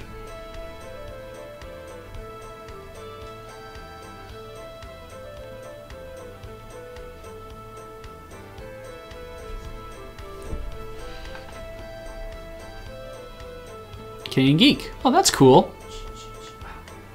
I hear that. Oh, good, you're here. I can finally say that thing. What thing? So I was saying earlier... You still playing this? Yep, because I'm trying to get married. It's going to take freaking forever. What a drag. I know. That's fine. I'm going to get married. Like, I have to get married in this game because I need to see it happen. Well, you have an obligation to serve to the chat, right? Yeah, absolutely. Where the shit am I? I'm not allowed to... Oh. Okay, there we go. I can't go any farther. So... Why is my hat reflective? Huh, weird. That is kind of odd. Phantom hat. So, so earlier, I had said, that, no, we're not going to do that. If I wanted to link to the Game Boy Advance game, which I don't own, but we're not going to do that. So, earlier I had said something, or somebody in the chat had said, the thing where there's Nami, the thing where it looks like that you love your chickens is when you pick them up and then you like shake your head disapprovingly at them, and that's how you show your chickens love, which they thought was strange. To which I was going to say something and then realized I'm like, oh, maybe I shouldn't say that because that would be patently offensive, and I need You want me to say it for them? No, I need somebody to be here to basically react to it. Because then it takes the edge off. Oh, I see. Does it? And, well, I hope so. Because what I was going to say is that no, it's completely in keeping with the theme of this, because that's how Japanese parents show their love to their children. Yep. That's racist! I know! Okay. Damn. We've done that thing that we need to do. Here we are on a lovely Monday evening with white people. Oh dear. Yeah, and now it's going to the quote page. Wah, wah. Yeah, that's fine. Nobody at work knows that I do this for yet. For now. Actually, that's not true at all. Put that in the blackmail bank for sick cash later. Hey, a cabbage. Oh no, melon. Oh, melon. Let's stick that in your shoulder. Yep, just big pads. We were talking earlier about other games I'd rather be playing. Oh yeah, like what? Well, I was telling you about Wayward, which is that. Did I tell you about that on the weekend? Nope. It's a tile-based browser-based tile game. It's the game I was playing in here when you walked in. Oh yeah, you did show me that. It's the survival, like super hardcore, you're gonna die game. Exactly. Yeah. I was playing a super hardcore, you're gonna die game a while ago. Yeah. What was that? Well, Dark Souls 2. Oh right. Yeah, and then there was discussion on Twitter about it. Although it's interesting, like it's a game I think I'm fascinated with. Mm-hmm. Even if like the gameplay is like this giant wall. Right. Because I watched the Yahtzee reviews of both of them, Mm-hmm. and his extra credits after, which is really, really good. Because it's like 7 tips to keep you from sucking in that game, and it's just like, no, I'm not part of the shadowy, smug cabal that's just like, ooh, you have to get good at, Right. Dark Souls. It's like, here are some actual non-condescending tips on how to actually play this game. And, like, he loves that game, and he freely admits that, like, it's a pain in the ass. And has a lot of, like, unfair things about it. It's funny because Which I'm like, I really respect that somebody is telling it like it is. When you kind of have to, I think in some ways you have to be honest with yourself about that kind of thing too. It's like, I play this game because I really enjoy it kicking my ass. Yeah. Well, it's just like, you can like something and be cognizant of its flaws, right? It's like, nothing is 100% good. It's like, there's plenty of things that I like. There's like, parts of this are garbage. Like, Stalker? Yep. A lot of that game is not good. Just straight up. Like, I love that game to pieces, but there's a lot of stuff in it that's garbage. Oh, because I was going on a bender about survival games earlier, and I'd done some reading, and I went online and looked at like people talking about, try this, like on a Reddit thread or whatever, try this survival game or this one, and somebody said play Stalker, and I just thought Stalker, Game's hard. Yeah, Stalker doesn't strike me as a survival game so much as a because in the way that I think about it, but apparently it is, like in terms of foraging for food and being like, you can basically play the game and never actually have to play the actual game. Yeah, like I did a big post on choice in games. Yeah, the Rails thing, yeah. Yeah, being on Rails. And yeah, it's Stalker shares a lot of similarities with games like Oblivion and Fallout 3, where it's like there's a central thread you can follow, but you're never really obliged to do that. Like, not in as much as like being able to do stuff. Like there's roadblocks in the way that you can remove by following the story. But other than that, you can just do whatever the fuck you want, which generally involves getting shot in the face a lot. Right. Yeah. No, it's like that game's super hard, and sometimes in kind of busted ways. You know what I thought of though today when I thought of you playing it, is the first thing that had come to my mind was, okay, so who are the bad guys? Like that was the first. Stalker? Yeah, that's the thing. That was the first thing I thought of. I never thought about that. Who are the bad guys? I don't think it's actually that cut and dry. Yeah. Because it's like, well, there's all these factions, and none of them are really right.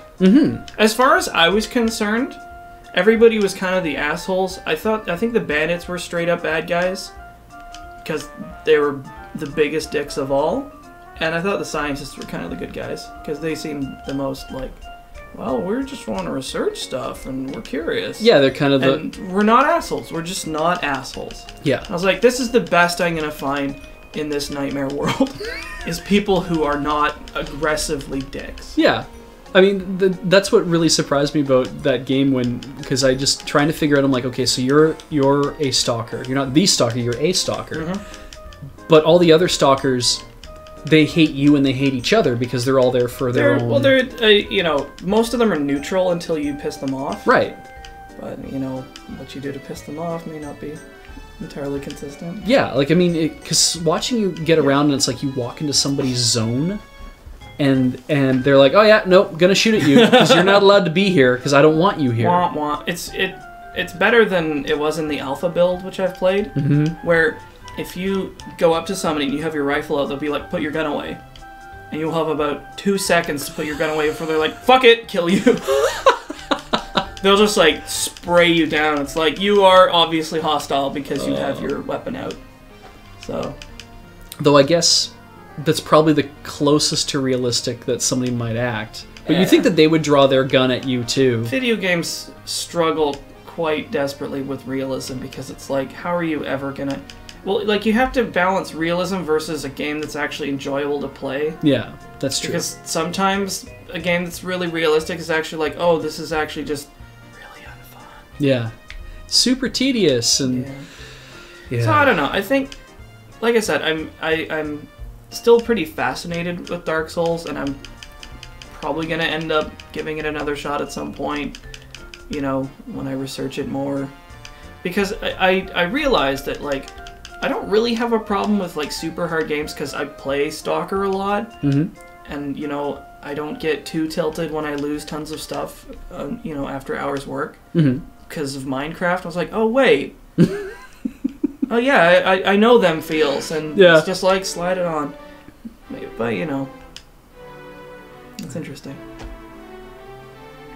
Somebody has said that somebody in the chat has just noticed that the dig site looks like a heart. Oh, or a Tetris block. Yeah. Or a gun. User as content. Right? Why is it... Wait, okay, that crystal was just there. You found a pretty ore. And then I shove it into my shoulder. I hope you have a fugly ore. There are no fugly ores in this game. Everything is beautiful and cute. Oh, that's good. Yeah. I don't know what he's doing. I think that's a lantern, but it just looks like he's a yellow... peeing into it. It's a yellow bowl. He's just peeing into a yellow bowl. Like, he's been underground for so long, he has phosphorant urine. He looks really tired. Oh, so apropos of nothing, Monica posted a thing on Facebook. Okay. Which I'll have to show you later. Alright. Because apparently there's some sort of thing with Doraemon being involved with the 2020 Olympics in Tokyo. Did you just find out about this? Yeah. Oh no! The mashup between that and Akira. It's like, oh, my brain. That I haven't seen yet. That sounds lovely. No, it's... Somebody took some scenes from the end of Akira and swapped in all Doraemon characters. And it's like, oh no. Oh, honey. Honey, no. It's genius, actually. It's really funny. What did I find? Oh, more moon ore. GF Jungle? Dear Dr. Alex, will you be streaming Stalker 3? Is that a thing? Is it coming out? Like, I didn't know if they were making a third one. Oh, you mean Call of Pripyat. Maybe. It's a game that I would play. Maybe we'll throw it in the voting next time. Because we don't talk about the second game. It's, yeah. I tried. I tried so hard. That's good. At least you made an effort. I really did. It's just like... That's all anybody can ever ask of you. Honey, I'm sorry. On the stream. We can't make this work. Is it hideously broken? Or? It's just like... I keep forgetting what it is that tilts me so hard that I just, like, throw it out. There's just a lot of, like, weird bullshit that they added, like this goofy, busted faction system where people are, like, calling you up all the time, being like, hey, we're invading the area, want to help us be the king of the area? And you're like, who the fuck are you and how did you get my number? Right? It's just like, can I block you or something? It's just really annoying. I mean, I kind of liked... I will always have a soft spot for the first one. Like, I think it's my favorite by far. Like, Call of Pripyat, the third game, is, I think, the most polished, and it's what I tell people who are new to the series to play first. Right. Because it's the closest to an actual game. It's like, it's super hard, but it's very functional. And, like, it doesn't have so many of the like obtuse bugs and weird dumb shit that you have to go through. It's like, oh yeah, you know, you can go through this area and then you pop out and you die because you're surrounded by soldiers. Yeah. And it's like, why did I go that way? It's like, you can. Is that the correct path? Try again. Pretty much. It's just, yeah. There's a lot of design problems. So what brought you in tonight? I don't remember. I was going to do something. Maybe I just came to harass you. That's fine. I don't mind that. That's fine. Sit in the chat with everybody. I think I was going to actually check on voting for my show tomorrow and see what I need to install. Ah, okay. Because we were supposed to do Bulletstorm, but it doesn't work. Because games through Windows is a poo. Oh, okay. Yeah, I got a copy on Steam and it won't function because it's being delisted from Steam for reasons. Wait, that's super weird. So if you've paid for it on Steam, and then it should work, but it doesn't. So if you paid for it on Steam, then anything that's we made a shit ton of money. Good job. Yeah. Then you could have downloaded it and installed it on your computer prior, but now you can't because they delisted it. Well, no, I installed it. I think the files are all installed. It just won't launch. Oh. So that's super awkward. Oh, that's some shit. I'm just trying to catch up on the chat because I'm always really miserable about that. Lord Hosk, wow, the lights in my house just came on, and I wasn't inside. Womp womp. That worries me a bit. I did try Misery because I thought about doing that on stream. Misery is a mod for Call of Pripyat. I'm not going to stream that mod. It's it adds a granularity to that game, which is actually just like unnecessary. It's like, oh, we have now the sewing kit and the different sewing kit, and also the gun cleaning tool and lube and cleaning solvent. Oh, Jesus. Also, you need to, like, there's too much shit in it. Right. It's like, this is going to be, like, a horrendous time sink. And it's going to be, like, it's probably super fiddly. appallingly hard. It's like, that's what I mean. It's like, at a certain level, it's just like, this is trying to be super realistic, but it actually sounds really annoying. You might say that it's Misery. Speaking of, I saw somebody in the chat say, "Is SMod actually Half-Life 3?" It should be. But that reminded me of something I saw today and tweeted about. I did not. Oh, cutscene. Gerhard. What is it brings you here? Buffy. Magic broke. Okay. Oh. That's Digiko. Womp womp. Wait, is she Digiko? Wait, is she coming on to you? Oh yeah, she's totally coming on to me. Well, shit. Sorry. Whenever I have something on my mind, I break things. Straight betrothed. What? That's how relationships work. Oh, women and their emotions. I haven't talked to her in a long time. I showed her my dog once. As you do. It's like, I like her, here's my dog. You like my dog? Oh, what a cute puppy. Let's get married. It's like, sick. Alright guys, it's up to you. Oh, boy. You got a what's wrong? Yep.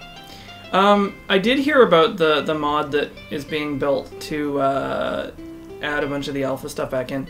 And I'm actually a little disappointed that a beta build was leaked by a tester. It's like, stop doing that.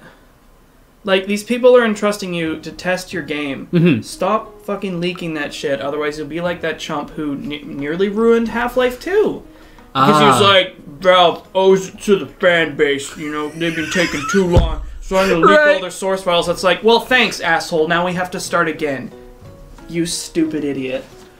Great work ruining it for everyone. I saw 2 what's wrongs, but I saw 3 go-togethers. Oh no! She wants the Doge. I've been trying to work this out in a way, like when I ask them to vote on stuff. You need to do a straw poll. It's the first 5 people. Oh, right. Okay. So I just say the first 5 people who answer, then we pick. Now, if she's really simple to get heart stuff for. Like she's a little awkward. We talked last time about something called Christmas cake. Do you know what that is? I'm gonna have a bad time, aren't I? Yeah, we talked about this. What's Christmas cake, Beej? Christmas cake is an outdated Japanese euphemism. Because Christmas cake is not something that you buy after the 25th, is it? No. So what do you think Christmas cake means when I mention when I use it in relationship to her? Yeah. It's the idea is that once a woman is past 25, she's no longer... Fuck? Yeah. She's no longer worth romancing, no longer worth going after. Yeah. Now, that was a 1980s thing. That was maybe 1990s thing. Oh, so it's fine. It's fallen out of favor. It's like that old-timey 80s sexism. It doesn't get used very much anymore, so it's like, okay, that's fine, but still... That's so awful. But we picked... but the chat had picked to go back together, so Cold as ice. I don't know what's going to happen. Yeah, what a stupid... Let's say, 25, all used up. Oh, I thought go back together meant we would go back... I guess Whatever. we're both... I just shut her right down. Wah, wah. Holy shit. That was cold. You got her heart in your hand and you threw it on the ground. Hi there, what are you doing here? She says. Oh, let's check. Wah, wah. She still likes me. Well... We're just not going to get anywhere. Get anywhere. Because, that's the name of the game. You want to get places with women. Get out. That's what we've been calling it. A Wonderful Wife. Right, so where was I before that? Oh, right. Speaking of Source, I was not aware of this, but there is a Source mod that turns it into... It's a total conversion mod that turns Half-Life 2... Into a dating sim. It's better than what I was going to tell you, which is GoldenEye. That is pretty cool. It is really cool, and they're on version 4.2 of it. And the reason I had noticed it today, and I'm bringing it up, is because apparently they're finally releasing the mod for Linux as well, because Source or Half-Life 2 is being brought over to Linux because Steam is on Linux now, or has been for over a year. Is that playing for a reason? This? Yeah. Yeah, it's the music we're currently listening to. Oh. Because... You got tired of... No. If we turn the audio up on the game, you'll hear exactly what's going on, which is awful. What do you mean? It's the audio from the Wii is all screwed up. Oh. So we're just playing the entire OST just over and over and over again. Well. Yeah, that's all we can do. Wah, wah. What do I have in my inventory? Do I have to drop any milk off? No, we're good. So she got her thing. Oh, I can't read these green names. Didn't drill. I have played No More Room in Hell, and I did not care for it. It felt really clumsy as a multiplayer game. Okay, here you put some headphones on. Why am I doing this? You're gonna hear exactly what it sounds like. So this is currently what the music should sound like. This is what we're getting. Oh! That's some Scanners bullshit right there, isn't it? I need an old priest and a young priest. The power of gaming compels you. Why would you do that to me? It's gonna be like a creepypasta. He's asking the chat. They're the ones who want Harvest Moon Call of Pripyat crossover. He'd be like, "Oh, you brought me an artifact. Oh, I guess that's fine." Oh, that would be so funny. Stalker dating sim. Yeah, you just go dig around the dirt, and you're like, "Oh, sweet, a bullet." Maybe I can shoot myself in the fucking mouth now. She loves bullets. Ugh. You go and you take it to her, she's like, that's so sweet of you. You turn your back and all you hear is a gun cocking. It's like, I need your water, sorry. No, wait, I need your vodka. There's no water. Why is that a wizard? Is that guy a wizard? No, that's... Is he gonna cast a spell on you? I'm Gerhard and that's Gustavo. He's a wizard. He has what's supposed to be a guitar, but I believe it's a balalaika, actually. Does it have a machine gun in it? Ooh. No. Oh! Also, sort of, streaming related. You know what we need in this office? What's that? Okay, well, look at all these consoles. Which one's missing? Are we going 16-bit here?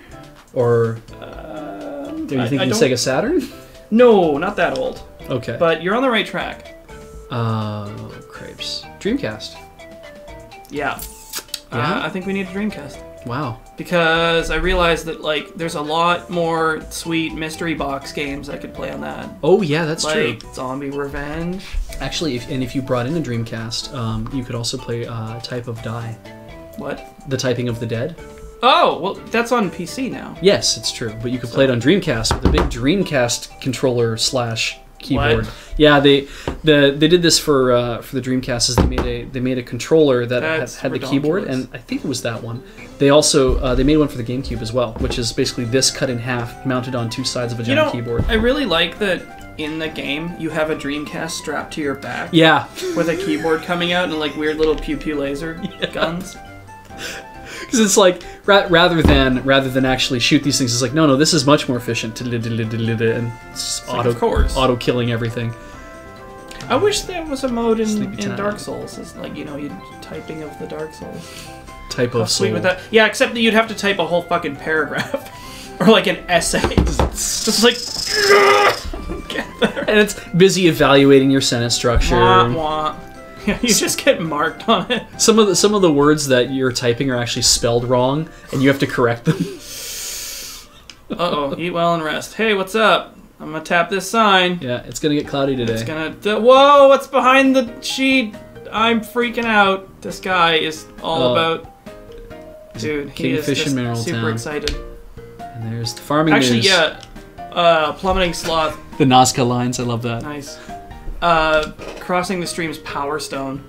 Oh, jeez. That game is so good, and I really wish that there was more fighting games like that, where you can pick up how to play them in like 5 minutes, and then it's just like figure out the depth of it. That's how I felt about Nidhogg. That's kind of the excuse me a moment. That's a brawler thing too, right? Yep. Yeah. What are these white things? What do you want? What is it? Whoa. Hackberries. I don't know what that is. Right, I need to get some seeds for fall, don't I? Did I just stay awake the entire night? No, I didn't. The hell is this? Bracken. From World Heroes, I think. He was the guy that was like M. Bison. Alright. So it's fall.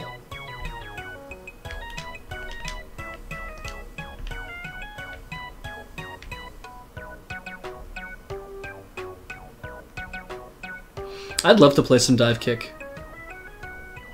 Oh, actually, yeah. Let's go milk cow. Get bacon. Aww. I hope that's on purpose, that they're clipping through each other.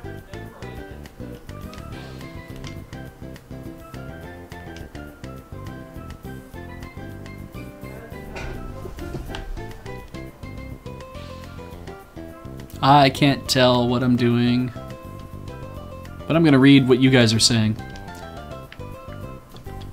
Pick, eat. Normal milk, normal milk, normal milk, normal milk. I would assume that what's her name is kind of upset, but Miltank is upset that Dick's butt is getting all up in her business.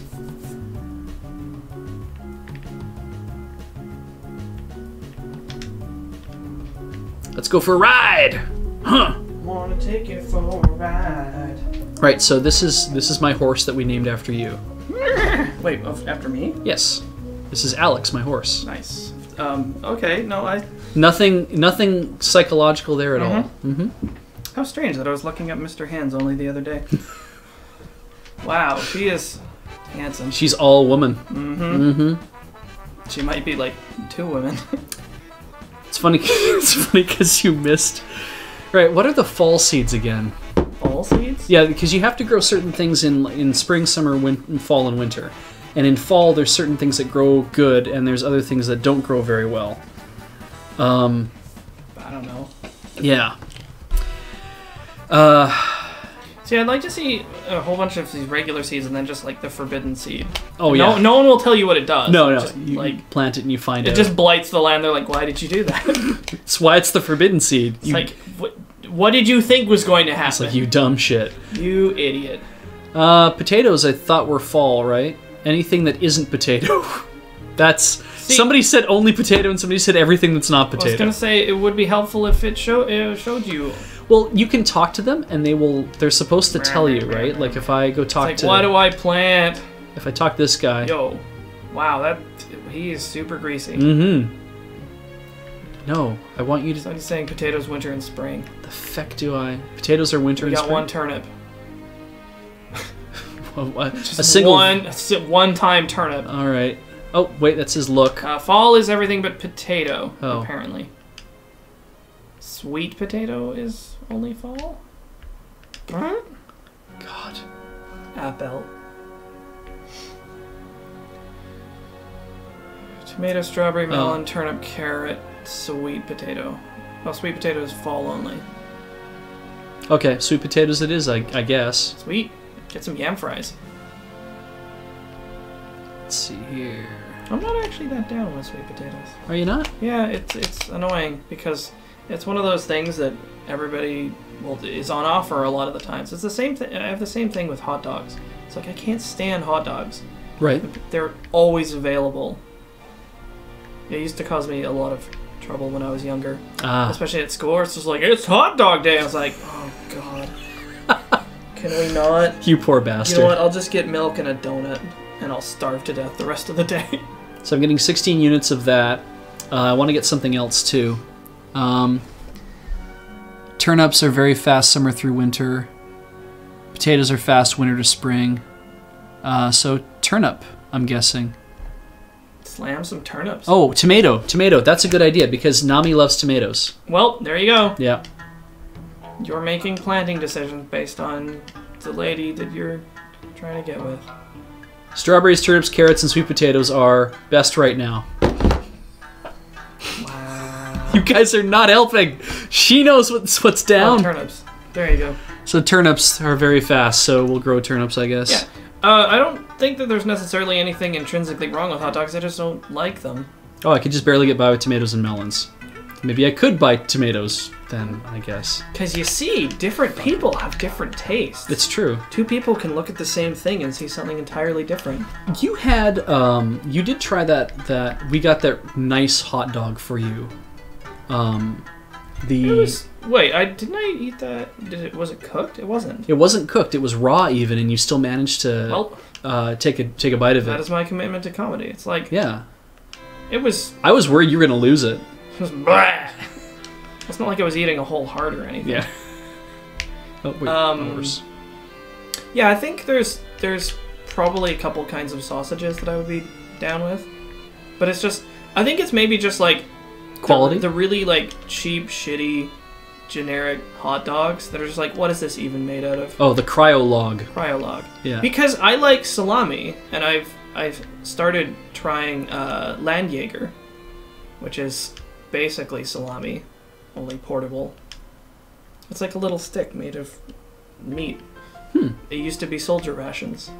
It'd be like, are you hungry? Have this stick. It's made of meat. It will keep for a long time in your bag, unrefrigerated. Eat it, and then stab people. Wait, are you... oh, okay, I thought you were talking... Oh, you're not talking about... that's pretty weird. I can push you around, too, from the butt. Cryologs.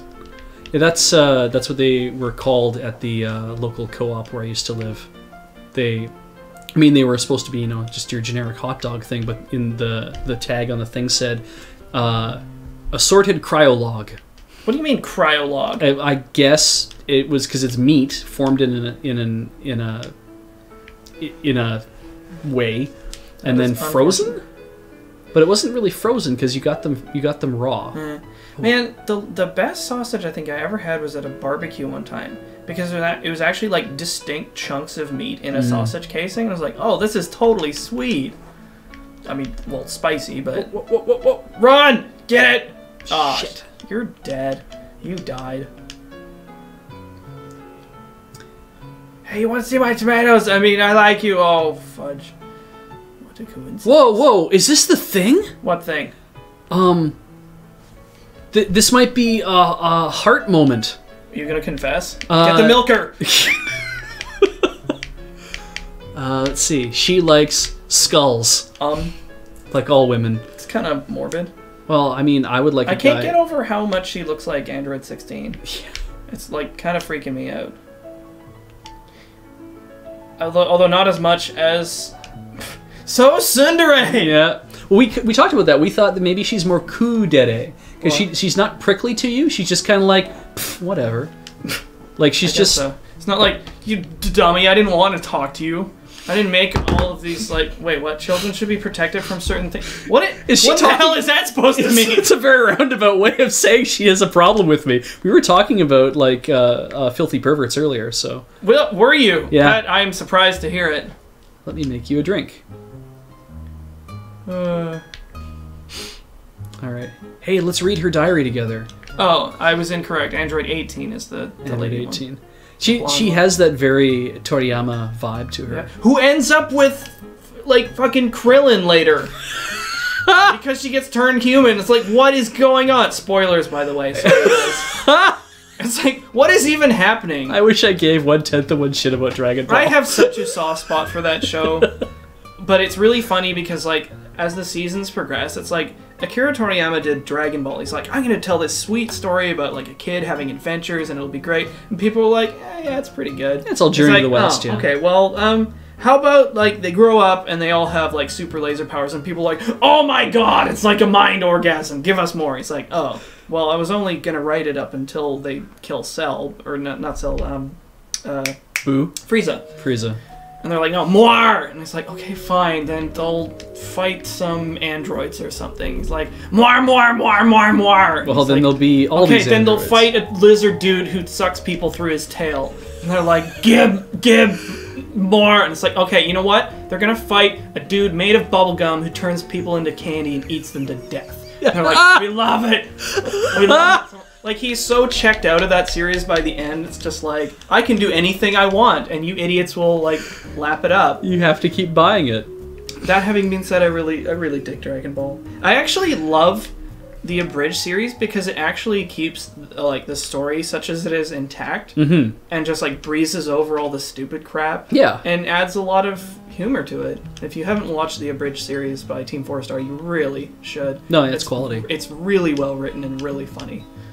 I am very far behind on it, but Ian made us watch it, sit down and watch some of it, and I was like, this is actually pretty good. And then we watched a lot of it, and I just like the thing is now Nappa's voice is Takahata 101 to me. Yeah, like that's.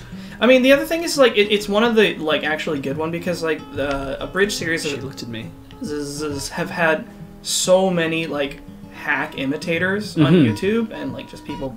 You know, it's like, oh yeah, we're gonna do a sweet abridged series, which is just, we have some flapping mouths and we swear a bunch. And it's like, no, it turns out abridging properly involves actually good writing. Yes, a shit ton of work. It is, yeah, it's actually not super easy.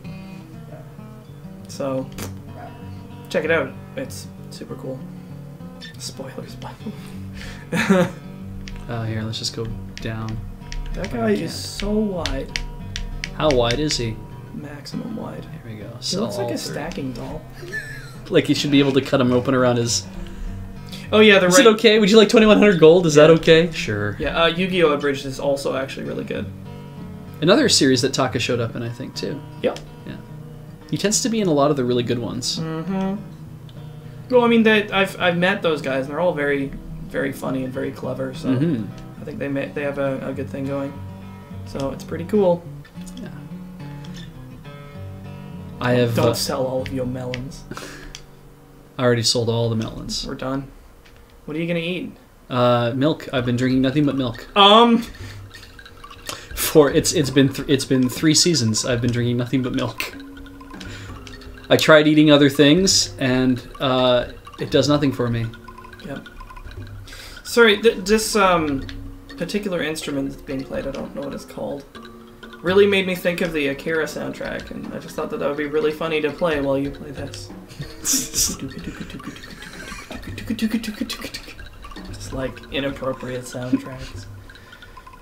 Oh God. I want this to... I just want to get married. So you can move on to something else? Yeah, well, it's... When you... Like, I mean, I think that's the downside of me setting this goal that I've set for myself in the game, is that now that I know that's what I want to do, everything else kind of is secondary to the whole thing. Well... I mean, I'm still planting stuff because it's... That's the game, right? Yeah, I should still kind of keep doing this. Because what else am I going to fill my days with if I don't? I don't know. You could fish. I could fish. Kill Shit, there's a fishing game. I mean, yeah, I'm not going to get the Seed Maker. It's not... It'll just turn into Monsanto, man. There's a lot about, like... I guess in a game like this where these things kind of seem a little tedious, I would probably prefer to just have a mode where I just click something and then be like, great, now I'm going to put this here, and I'm going to put and just say, water these squares, tick, tick, tick, tick, tick, tick, tick, tick, tick, hit go, and then it just goes ahead and waters all the squares. That's the weird thing about a game like this, is just like, once you start automating stuff, it's like, why are you actually playing? It's like, it's this weird balance between, you know, why couldn't something being tedium and something being like, oh, this is still fun. Yeah, because then it's like, am I just playing a spreadsheet at this point? Yeah. It's like grinding. It's like, this is gonna make me better, but it's really boring. Problem is, at this rate, it'll take 4 more stream sessions to get to the end of the year. Wah, wah. Yeah, it's true. I mean, do you get married at the end of the year, or because I mean, if it's autumn now, I should be able to pick up some of those flowers, and then I can give Nami flowers, because you're allowed to give her, I think, 3 things a day. Somebody has told me, and if you give her, what is it? If you give her like a statue or something like that, you're allowed to do that. But I think the trick blue flowers are the ones that are the ones that she wants, and so I think I can give her flowers as extras. I still have potato seeds. I could just grow those too, I guess. Slam it. Let's start with the sweet potatoes. I kind of hope that Nami ends up like building a shrine out of all those skulls. Yeah, I like, oh. I sincerely want her to end up broken as a result of them. It would be great. Wait, what? Just something is wrong with her because she's been cursed by it or something. Oh God, that would be pretty weird. Actually, no. Like, turns out she's you know, some augur of evil eldritch power, and you have to, I don't know, skull it right out. I don't know how these things work.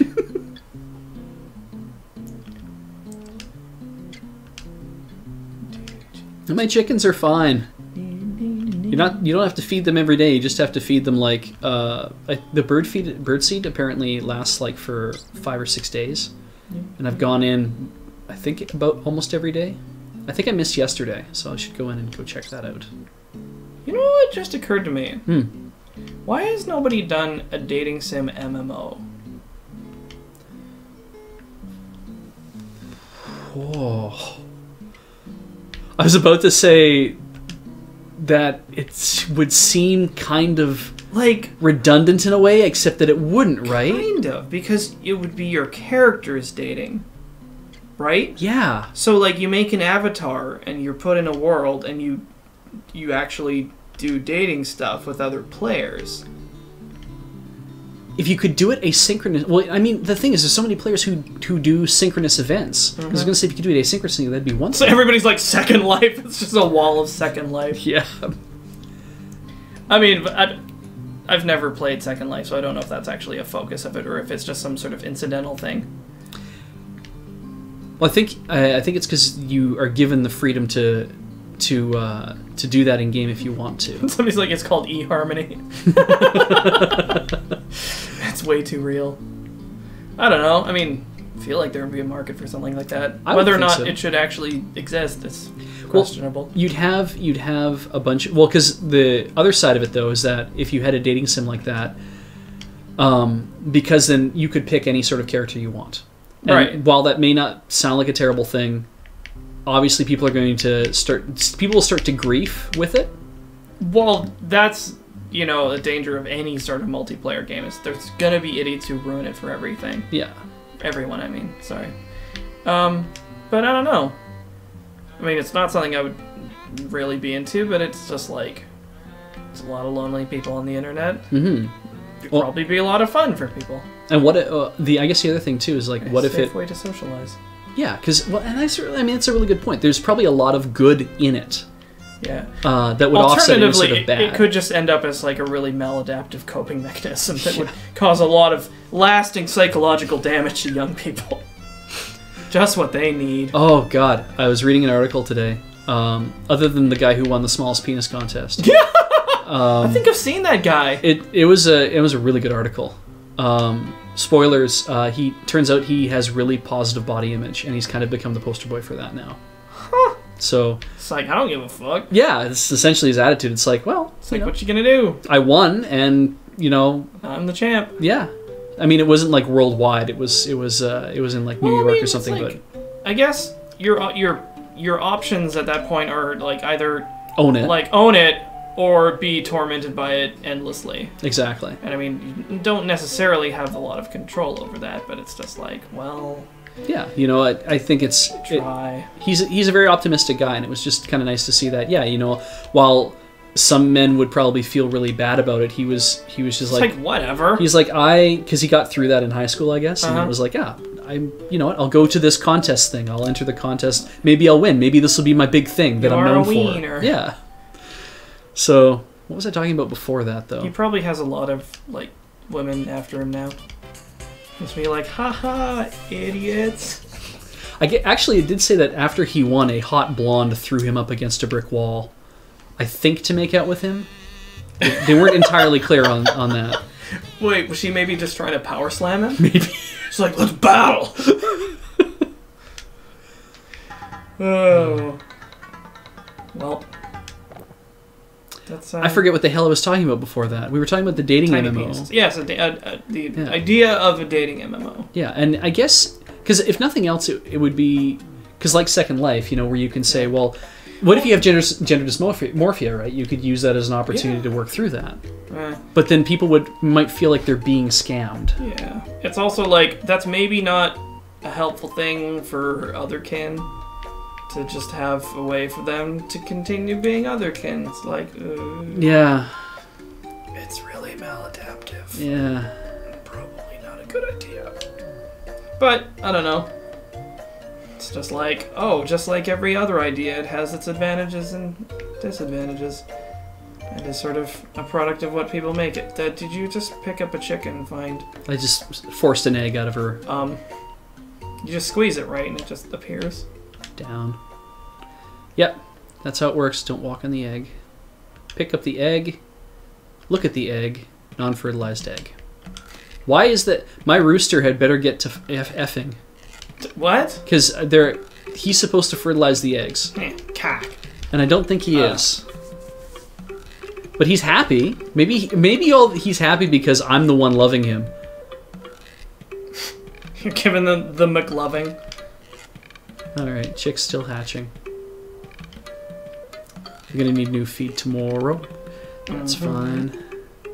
But yeah.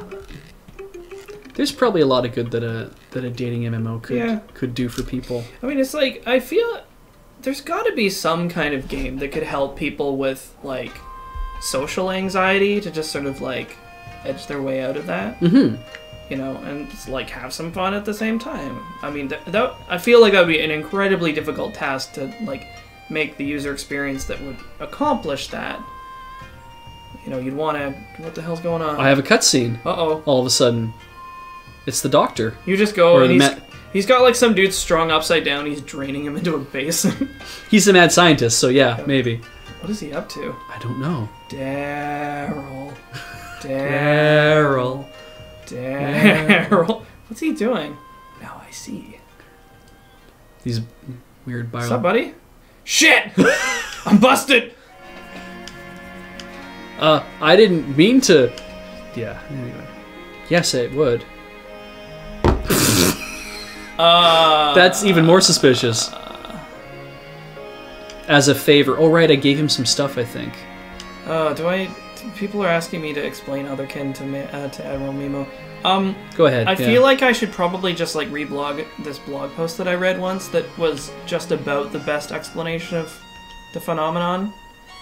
The TLDR version is it's like people who believe that they are in fact animals or dragons or like Japanese ghost people maybe. And it's like, okay, that is a fine thing for you to make believe. Oh wait, you really think that you're actually a dog? Yeah. You know, and it's just like,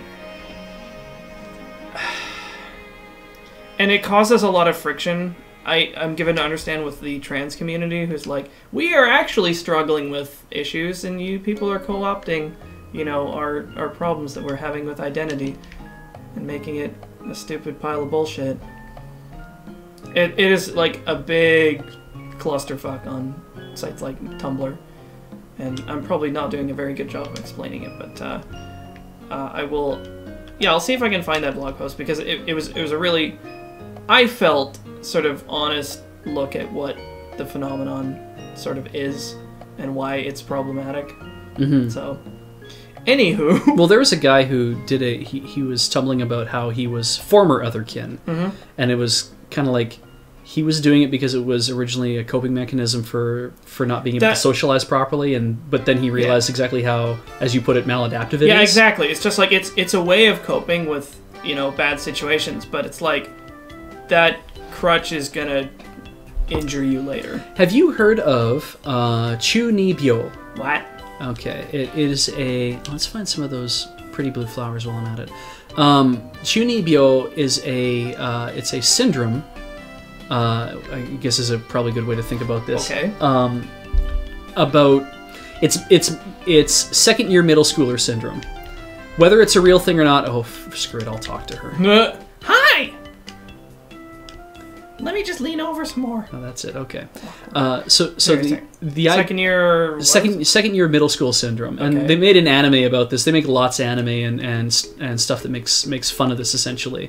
But what it is essentially is you don't know where you fit in the first year of middle school. Okay. And so by the second year of middle school, you've constructed an elaborate fantasy life for yourself that basically is like, oh, but I'm really the dark soul puncher. And that I can concentrate, like it's one of these ways of building an elaborate fiction around yourself so that you can deal with the fact that you're just regular person like everybody else, but then you bring that into your normal everyday life, and you are trying to get people to believe that you are really this person that you. Yeah, and it's again one of these things where it's like I'm trying to get attention. It seems awful lot like, you know, I'm trying to get attention. Please pay some attention to me. Because I have a burning need to feel special. Well, I mean, everybody does. Yeah, but then you go about it in a way that's just basically poorly written fiction, and it's a common thing apparently. So I was kind of surprised because there's lots of manga out and there's lots of anime out that kind of makes fun of this. Whether it'll be the kid has the problem, but then it turns out that they're actually the chosen one. But then they realize exactly how like screwed up the whole notion is of them feeling that they were this person, that they need to be this way, and I don't really think there's any shame in trying to, because it's all about finding your own identity. Yeah, right? but the thing is, it's just like you can't do that forever, and it's like it's not a good idea. But it's like, I think these people are definitely more to be pitied than scorned, because it's like they're doing the best they can with the shit that's being shoveled at them. So, can you blame them? Not really. Not really. Anyway, this has been Real Talk on Beej's Backlog. Join us on Tumblr later for a giant flame war. A giant flame war. There was a firefight! Oh man, that is a great that scene. I just want to watch that again. I know, only for that scene. I had never seen Boondock Saints before, and what a weird movie. It is. and I assumed it was a certain type of thing, and it sure isn't. Like, and to watch Willem Dafoe just chew the scenery. Oh, that guy! And it was so. He is good. such a professional. I love that guy. He just like, his sort of like just. That's one of my favorite animated GIFs. It's just him like flailing, with things exploding in the background. Oh man, He is not a handsome man, but I dig that guy. He has a very unique look in the same way that Steve Buscemi. Words right out of my mouth. That guy. Yeah.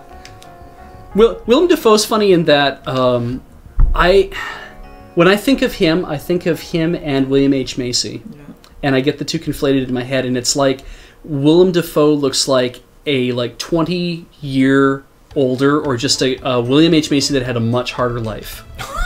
Like, that's what they look like to me. It just looks like, because Willem Dafoe's got like all these great creases in his face. He's got all this character, and he's a good-looking enough dude, but not a really good-looking dude. Like, he'll never be like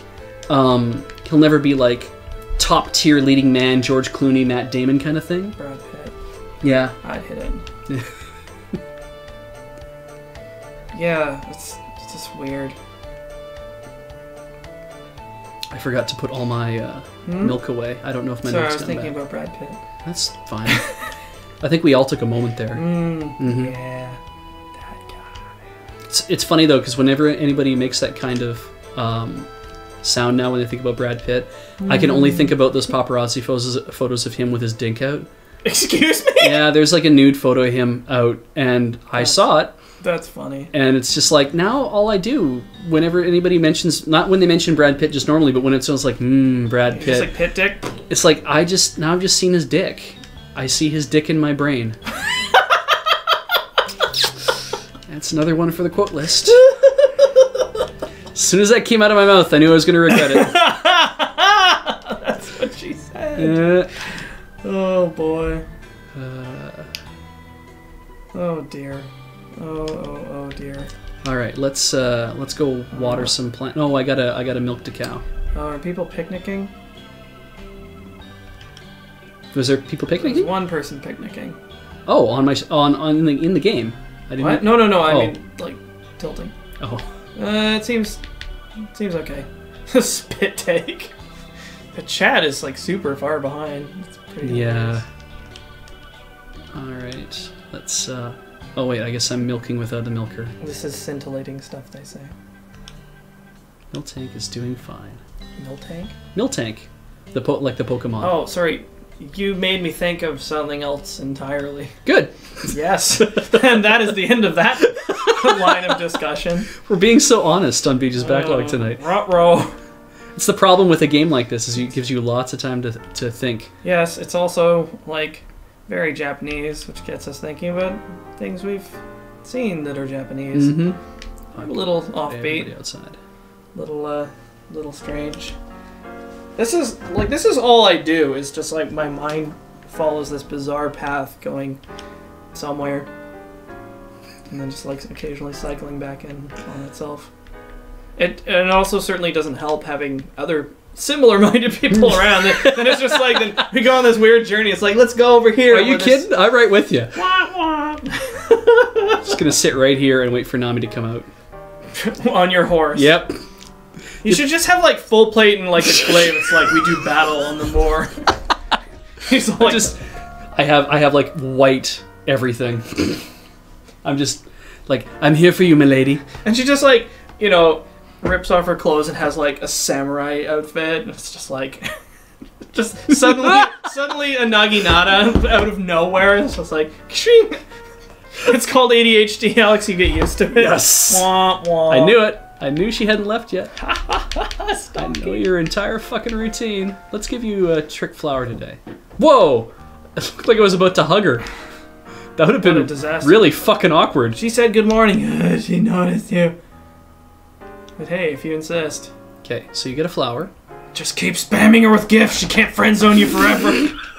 That's how it works, That's right? essentially how this game works. I spent so much money on this chick, she won't date me. I'm so mad.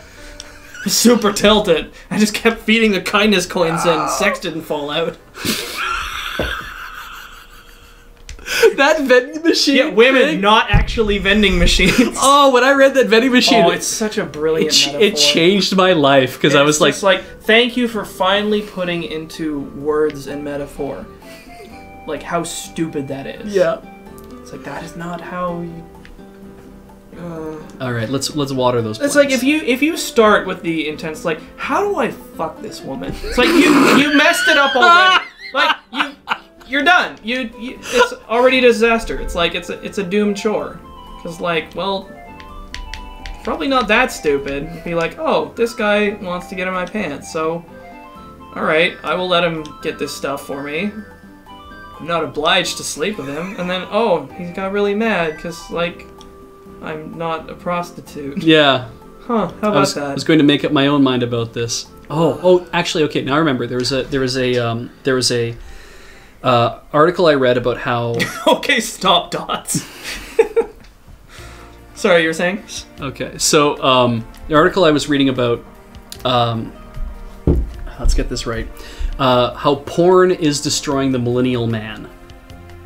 Like all this online porn. Okay. And the person who wrote it, their thesis is that because all these millennials have really easy access to porn, and because their level of interaction with other women, because a porn star, like, you know, you might have been childhood, like the line she uses in the article is like, you may have been childhood friends with him since you were 5, but he's been jerking off to this woman since he's been 11. Like, okay. And she says the issue is that he's not, like, he can spend his time interacting with you, but it's going to be one of those, like, you'll text each other and it'll be kind of past whatever, but his attention is not going to be there. His attention is on the fact that he can get, you know, this sexual gratification from just watching porn, and then therefore why not? It's a lot easier, it's a lot more instant, like all those kind of things, and its technology is basically ruining this. And so this guy wrote a response to this, and she made very excellent points. I'm like, yeah, I can see this. This guy wrote a response to it, and he says it's not porn that's ruining the millennial man, it's digital isolation. Ooh. And his thesis is that, sure, porn obviously has like a big part to play in this because we're substituting seeking any sort of meaningful relationship. Like digital conveniences in every possible way. Exactly. It's like social media. Yeah. And then things like texting, right? Like now when you interact with somebody, and the guy who wrote this, so it is a man who's responding, he said, if you look at Aziz Ansari, did a stand-up routine where he mentions that it's all texting these days. Like, oh, do you want to go do this? Oh, maybe we'll go do this. You know, okay, cool, bye. You know, and link to this thing of him doing this little routine. Yeah. Where it's like every relationship, every being single these days is you're both on your phone, so you're both on Twitter or you're both on whatever, and you send these things back and forth, and no plans get made, and nobody ever has to come right out and say, hey, I'm interested in you.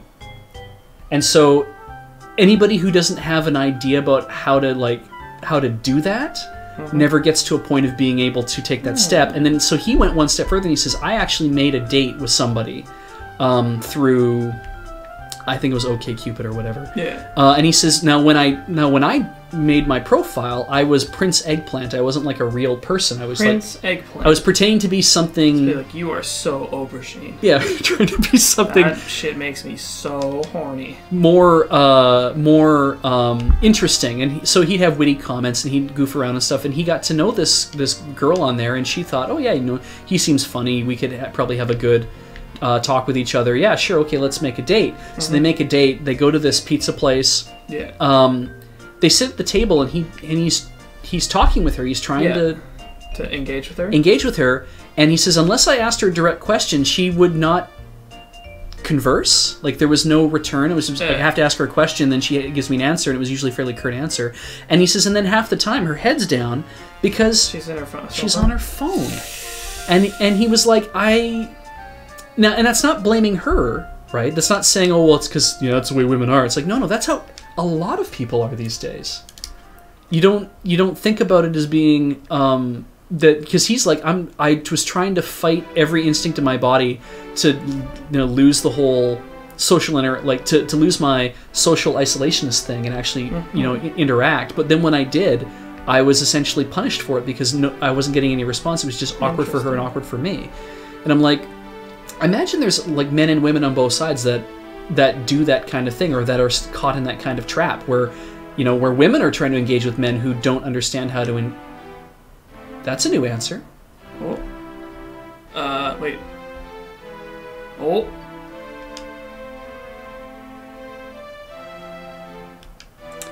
What? Let's see if she'll take another present. Forget Me Not Valley? That's where we live. Hey! Give her the head. Damn it! Oh well, you tried. Yeah. That's right.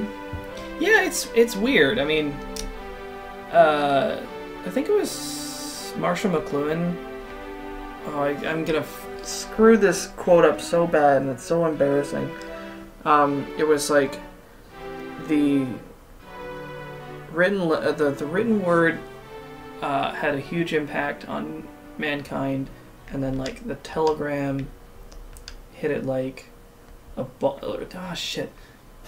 Damn it! It's all going so badly. It was something to the effect of like all these different technologies like having a bigger and bigger and more, in some ways, devastating impact on people. Right. And he wasn't around to predict social media. At least I don't think so. Okay. And so this is sort of like the next thing. It's like we have the internet, and now we have social media, which is like super internet. It's like, it's weird, because I don't know that we've adjusted. I think I think maybe the problem is that the technology is advancing faster than people are able to like figure it out. Mm-hmm. Well, it's like, oh, this is a super cool convenience that is like actually advancing and proliferating faster than we can figure out how to actually utilize it in a way that's useful. Yeah, and sometimes people have like less than healthy interactions with it because the way they learn to interact with it is through this filter. Yeah, but it's so because it's so personal that you don't. It's like anything else that you might be doing where you don't see it happening to you. You don't see how it's changing you as much as you're changing it. No, the only thing a fish doesn't know about is water. Right, and so when you're immersed in it, you're not gonna get a sense that that this is changing me as well. This is changing my activity. This is changing the way I interact with the world. Mm-hmm. So I can, I sympathize. Yep. Well, it's certainly interesting. Yeah. There's somewhere I was gonna go with that. Far away. Well, sorry. It's gone now. Yeah. Brainworms. The whole because you were saying because Marshall McLuhan had mentioned because he wouldn't have predicted social media, but it's shameful. My middle name is Marshall. Yes. For that reason. So I haven't read much of his work. No, that's fine. I'm gonna catch up with it, or I'm gonna be.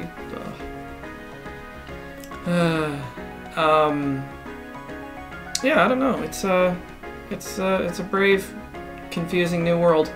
It's like that Chinese curse, may you live in interesting times. Mm-hmm. It's like, I see. Oh, uh-oh. Everyone else is, not everybody else, but some people are now all sympathizing with the... Well, it's like there's... Where are you taught how to socialize? Nowhere. Yeah. And I like... Because in school, you're not taught how to do it. No. It's just like you're there and you figure it out badly. Yeah. Which is why high school sucks so hard. Well, though, in some cases, like in elementary schools and stuff like that, they will go to the effort of, we're going to have group activity and we're going to put people in teams to work together. Why? Because we want you to learn how to share things. We want you to learn how to do things together with other people because people are in society. Yeah, I think people have a huge amount of power to communicate and not a lot of skill in what they should be communicating. Mm.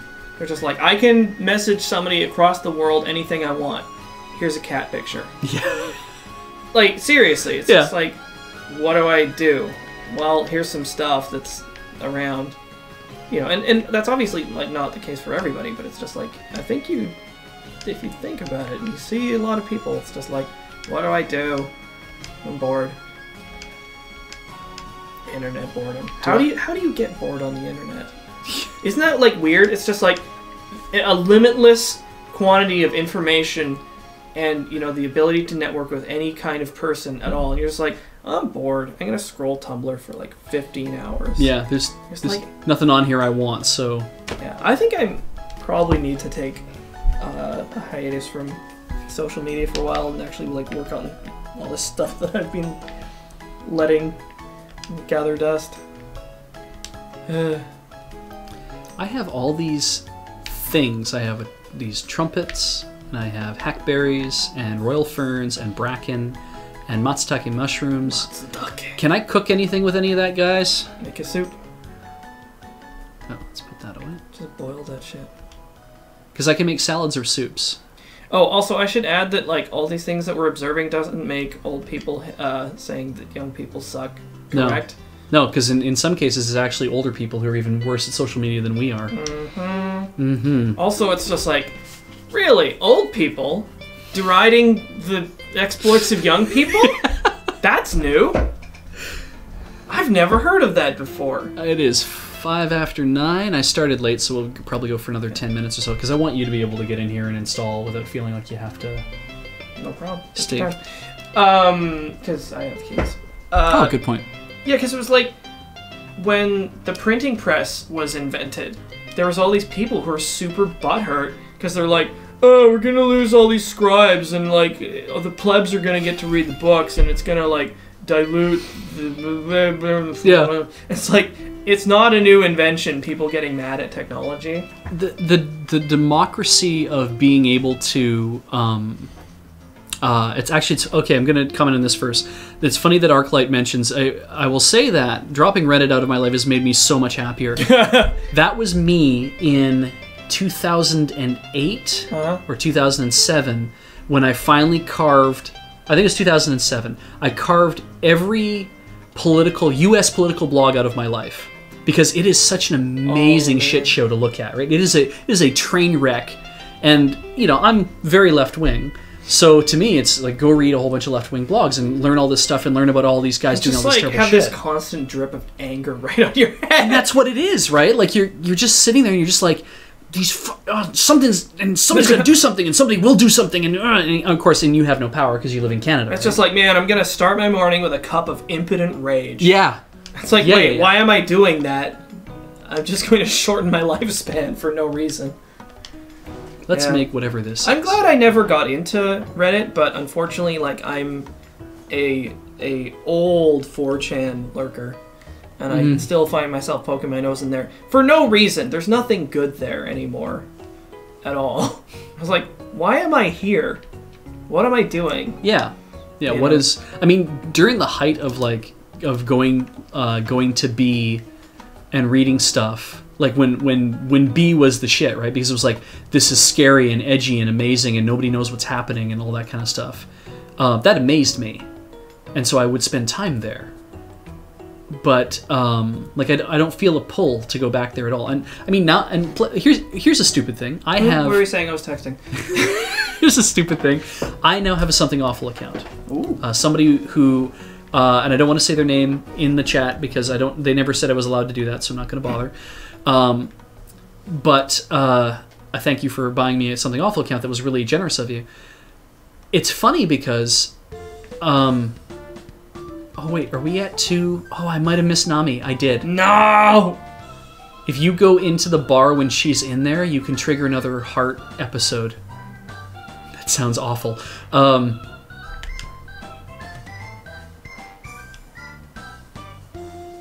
Got there. Okay, so it's all new stuff. Yeah, that's good. Just to briefly interject, anybody who hasn't been to 4chan, don't bother. Yeah. Like, seriously. The very short version is, back in the day, it used to be where all the memes came from. Yeah. And it is now, like, a charred hole in the ground. Well, it's... I mean, if you want to be a little more precise... A lot of the original meme stuff would get started on Something Awful, and then they kicked out a lot of those guys because they were not contributing anything, and then a lot of people ended up going to 4chan, and that's where the bulk of the memes came from. Like I think the some of the earlier stuff, like the Millhouse, one of the Millhouse memes or whatever. Millhouse is not a meme. Yeah, I think that started on something awful and then got. Well, 4chan came from something awful exactly, in the first place. Yeah. It started as a joke, and people were like, "Oh, this is actually really sweet." Yeah, we should totally keep doing this forever. So, anyway, having an account on SA though, I go there now to go look at stuff and read whatever, and I've only had the account for a short period of time. I have not felt an urge to post anything, but the whole point of having an account is that you can post, so you can take part in the conversation. That's just what I was looking forward to do. We have a new friend. Yep. I've realized that like Twitter and Tumblr are sort of like a getting senpai to notice you simulator. And I was like, oh, I'm so ashamed, but it's actually somebody. There was some interview where somebody was just like, oh, I don't play games like Twitter. It's like Twitter's not a game. It's like, of course it's a game. Yeah. You play a character loosely based on your own personality. Yep. And you try to gather as many followers as possible. Yeah. It's true. I mean, like the numbers thing is what bothers me the most about things like Facebook and like about any social media thing where you can start to actually track who's following you or how many numbers you have. Well, yeah, it's like they're literally representing e-penis, and I'm as guilty as anybody else. I'm looking at my numbers. It's like, make it bigger. And I mean, to be fair, my intent is to have an audience that I can share things that I make later on. What the hell is that? They get to name chicks. Yeah. And you get 1, 2, 3, 4, 5, 6, 7 as always. But yeah, it is just kind of like on a some level, I am aware it's just like this is so wanky. I'm just trying to make the numbers bigger. I stopped. I never looked at my numbers. Should we all unfollow you? No. Tell your friends. I never looked at my numbers back in the back in the early days of me signing up because I'm like, nobody's gonna freaking follow me. I looked at them once and I was like around 70 and I was like, oh, cool, that's fine. That's way more people than I would ever expected to have followed me for any reason. And then I just ignored it for years. And I got into a conversation. Come to a consensus, guys. I'm watching it go by. Come to a somewhat consensus, and we will. Cockbach, please. I like Cockbach. We might go with that. Melkor or Melkor. Melkor, sell me. And then I discovered after looking that I have like the last time I looked, I had 860 some followers. Damn. After coming to Loading Ready Run and doing like a year of stuff here, yeah. And I was just kind of blown away. I'm like, wow, okay. But all it did for me is reinforce the fact, like, I don't ever need to go back and look at that again. Because my life did not change before to after. No, it wasn't like losing my virginity, right? And in that, it was exactly like losing my virginity. Which is also super, like, oh man, the dumb shit you believe when you're a virgin. It's like, it's gonna change my life. You know, it's all gonna be uphill. You know, it's gonna be like so much different after I, you know, have sex with the lady. It's like, oh wait, yeah, I'm exactly the same idiot as I was like 10 minutes ago before I had that orgasm. I'm seeing a lot of alternate spellings. It's got to be Cockbach, but it could be Cockbach. Should it be C-O-K-B-A-U-K or should it be C-A-U-K-B-O-K? We're going back and forth a lot. And Canadian Geek just told me apparently I have 911 followers. Hey! I'm going to, with a slight amount of embarrassment, admit that I just hit 3,500. Nice! On Twitter. Cool. I mean, I think I need to do more OC to make it worthwhile having all this social media stuff, because it's like, I could just keep reblogging other people's stuff, and then it's just, I'm making a reputation off of other people's creations, and that's kind of lame. So, I'm going to draw more things. Alright, I'm seeing... I got these plans. I'm seeing... Cash. Just straight cash. I'm seeing this a lot more. I'm going to open the window Isn't it? It's just overwhelming. Dude, it's just like a miasma of man stink. Oh. Oh, wait, no, that's just me. Oh, but Dix gave me, well... You're fresh as a daisy. I'm seeing an awful lot of, yeah, I'm at Tux Beej. Also, if you want my weird bullshit, oh yeah, Twitter, it's at Experience Beej. Dude, you had to split that account in half because there's too much weird shit. Yeah, and like the people in Loading Ready Road was like, I can't follow you. There's too much like it's beautiful. It's funny because nobody came to me and said that, but Ian did, and I was like, you can get bent, Ian, because you're my best friend. So fuck you. You won't stop following me. He might block me. Yeah. But then my friend Adam came to me and said, can you split your accounts? I'm like, I will give it a try. And he's like, thank you. I will follow both of them. And I'm like, that's great. But I kind of had a similar experience because I was like talking with Mary Cagle. I was like, hey, do you follow me on Tumblr? And she's like, no, you reblog too much stuff. And I was like, oh, I do. Yeah. Well, I'll try to do more OC. All right, we're going to go with Cockblock, I think, because nobody has objected horribly. Oh, yeah. That's Experience a good name. Beej. How much Batum stuff do you... It's or Bakun. Bakun, sorry, not Bakun. Batum. Sorry, Batum is that terrible manga that's like... They got an anime series. Oh my god, I was watching that over somebody's shoulder and it was just like, so it's Battle Royale only awful. Yeah. And it's not like a political sort of statement about anything. It's just based on a fictional video game. So it was so bad. It sounded like it.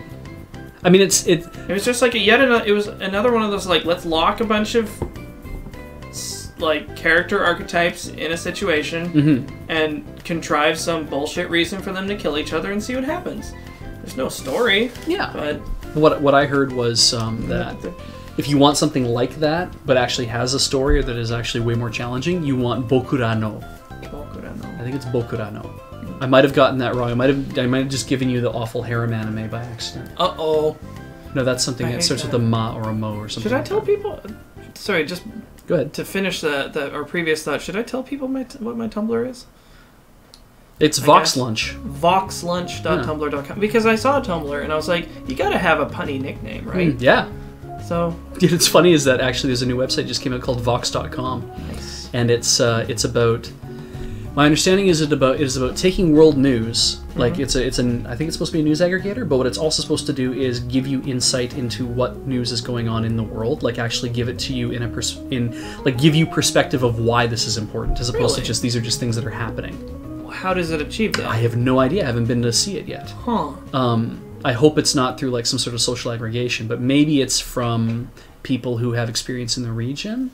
Like it essentially sounds like CNN International for the web. It's just, well, is it like, here's some news and also context? Yeah. Hopefully that's the idea. I mean, but then of course everything's it's all about the lens you view stuff through, right? So that is the worst fake URL that I've ever seen. Alex from Tumblr.earl/http. Wow, somewhere a web designer is just violently being sick. And he doesn't know why. But we do. Yeah. We made that happen. Lord Hosk made that happen, didn't he? We did that. Yeah. Who made that happen? It's gone now. The Hosk. Oh, no, it was Lord Hosk. He made that happen. Wah, wah. All right, I'm going to go to... You know what? Actually, I might just... Oh, it's 9:17. Okay. Close. Almost. I think we're going to sleep and save, and we'll worry about giving a whole bunch of stuff to Nami next week. But it looks like we're getting there. It looks like we're at the 2 heart mode, which would mean that I have to go there between 6:50. You have to go between 6:55 and 7 o'clock to the bar because you need to go in to stalk her. Yeah, you need to go in within this, and it's a 5-minute window, right? Except it's not, because 1 minute is 1 second in this game. You have 5 seconds. What the fuck? To go in, trigger an event when she's there, when she's just leaving and Muffy is there, where she will leave. If you have money on you, she won't pay for her drink. You pay for her drink when she leaves. And then what it does is it discourages Muffy, but it also, I think she leaves because she's probably like, I totally forgot to pay, whatever. So you pay for her drink, and then therefore when she catches up with you later, it's like another heart point for you. I have this image in my mind of an otaku standing outside of a restaurant with a stopwatch. Tick, tick, just like a single bead of sweat rolling down his cheek. You know, a sheet of reference notes gripped tightly in his hand. It's just like, almost, soon, go! And he's just like, bursts into the door, slams the money on the counter. It's just like, cut to newspaper headlines, just like, man collapses from an anxiety attack, put in hospital. Man collapses from massive sweat flop. Oh man, Peoples is the craziest Peoples. There we go. Lord Hosk is now tweeted for good. And there's somebody tweeting a gopher. A gopher. Man, you know what we should do? We should genetically engineer like a neutral gender race that everyone can date, so nobody will have problems anymore. It's just like, and you get a robot androgen, and you get a robot androgen. Everybody gets robot androgens. We'll never have a problem ever again. No, definitely won't be any problem stemming from that decision. I was going to say, yes, Bartender is a good anime. Lunar Jade, which is my wife. Hey! Who is my wife. So, hi Heather. My wife. But yeah, You're literal, not like... my waifu. She's not a figurine. Mm-hmm. Or a dakimakura.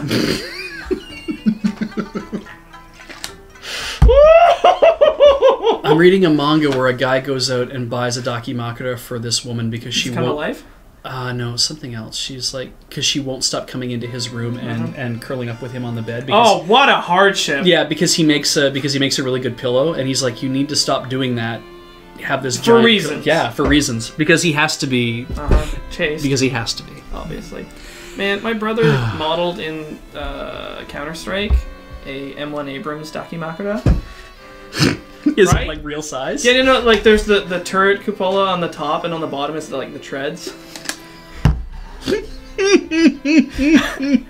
I think stupid fake dakimakuras are like the funniest thing in the world. Did you see the one that BioWare did for April Fool's Day? What was it? Garrus. Garrus? Yes!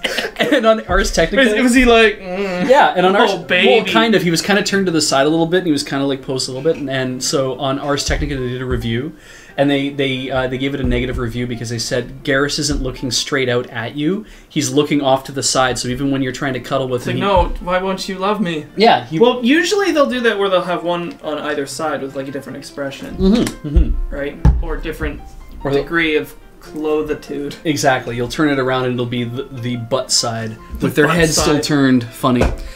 So, this has been Beej's Backlog. I have to finish this shit. As invaded by me.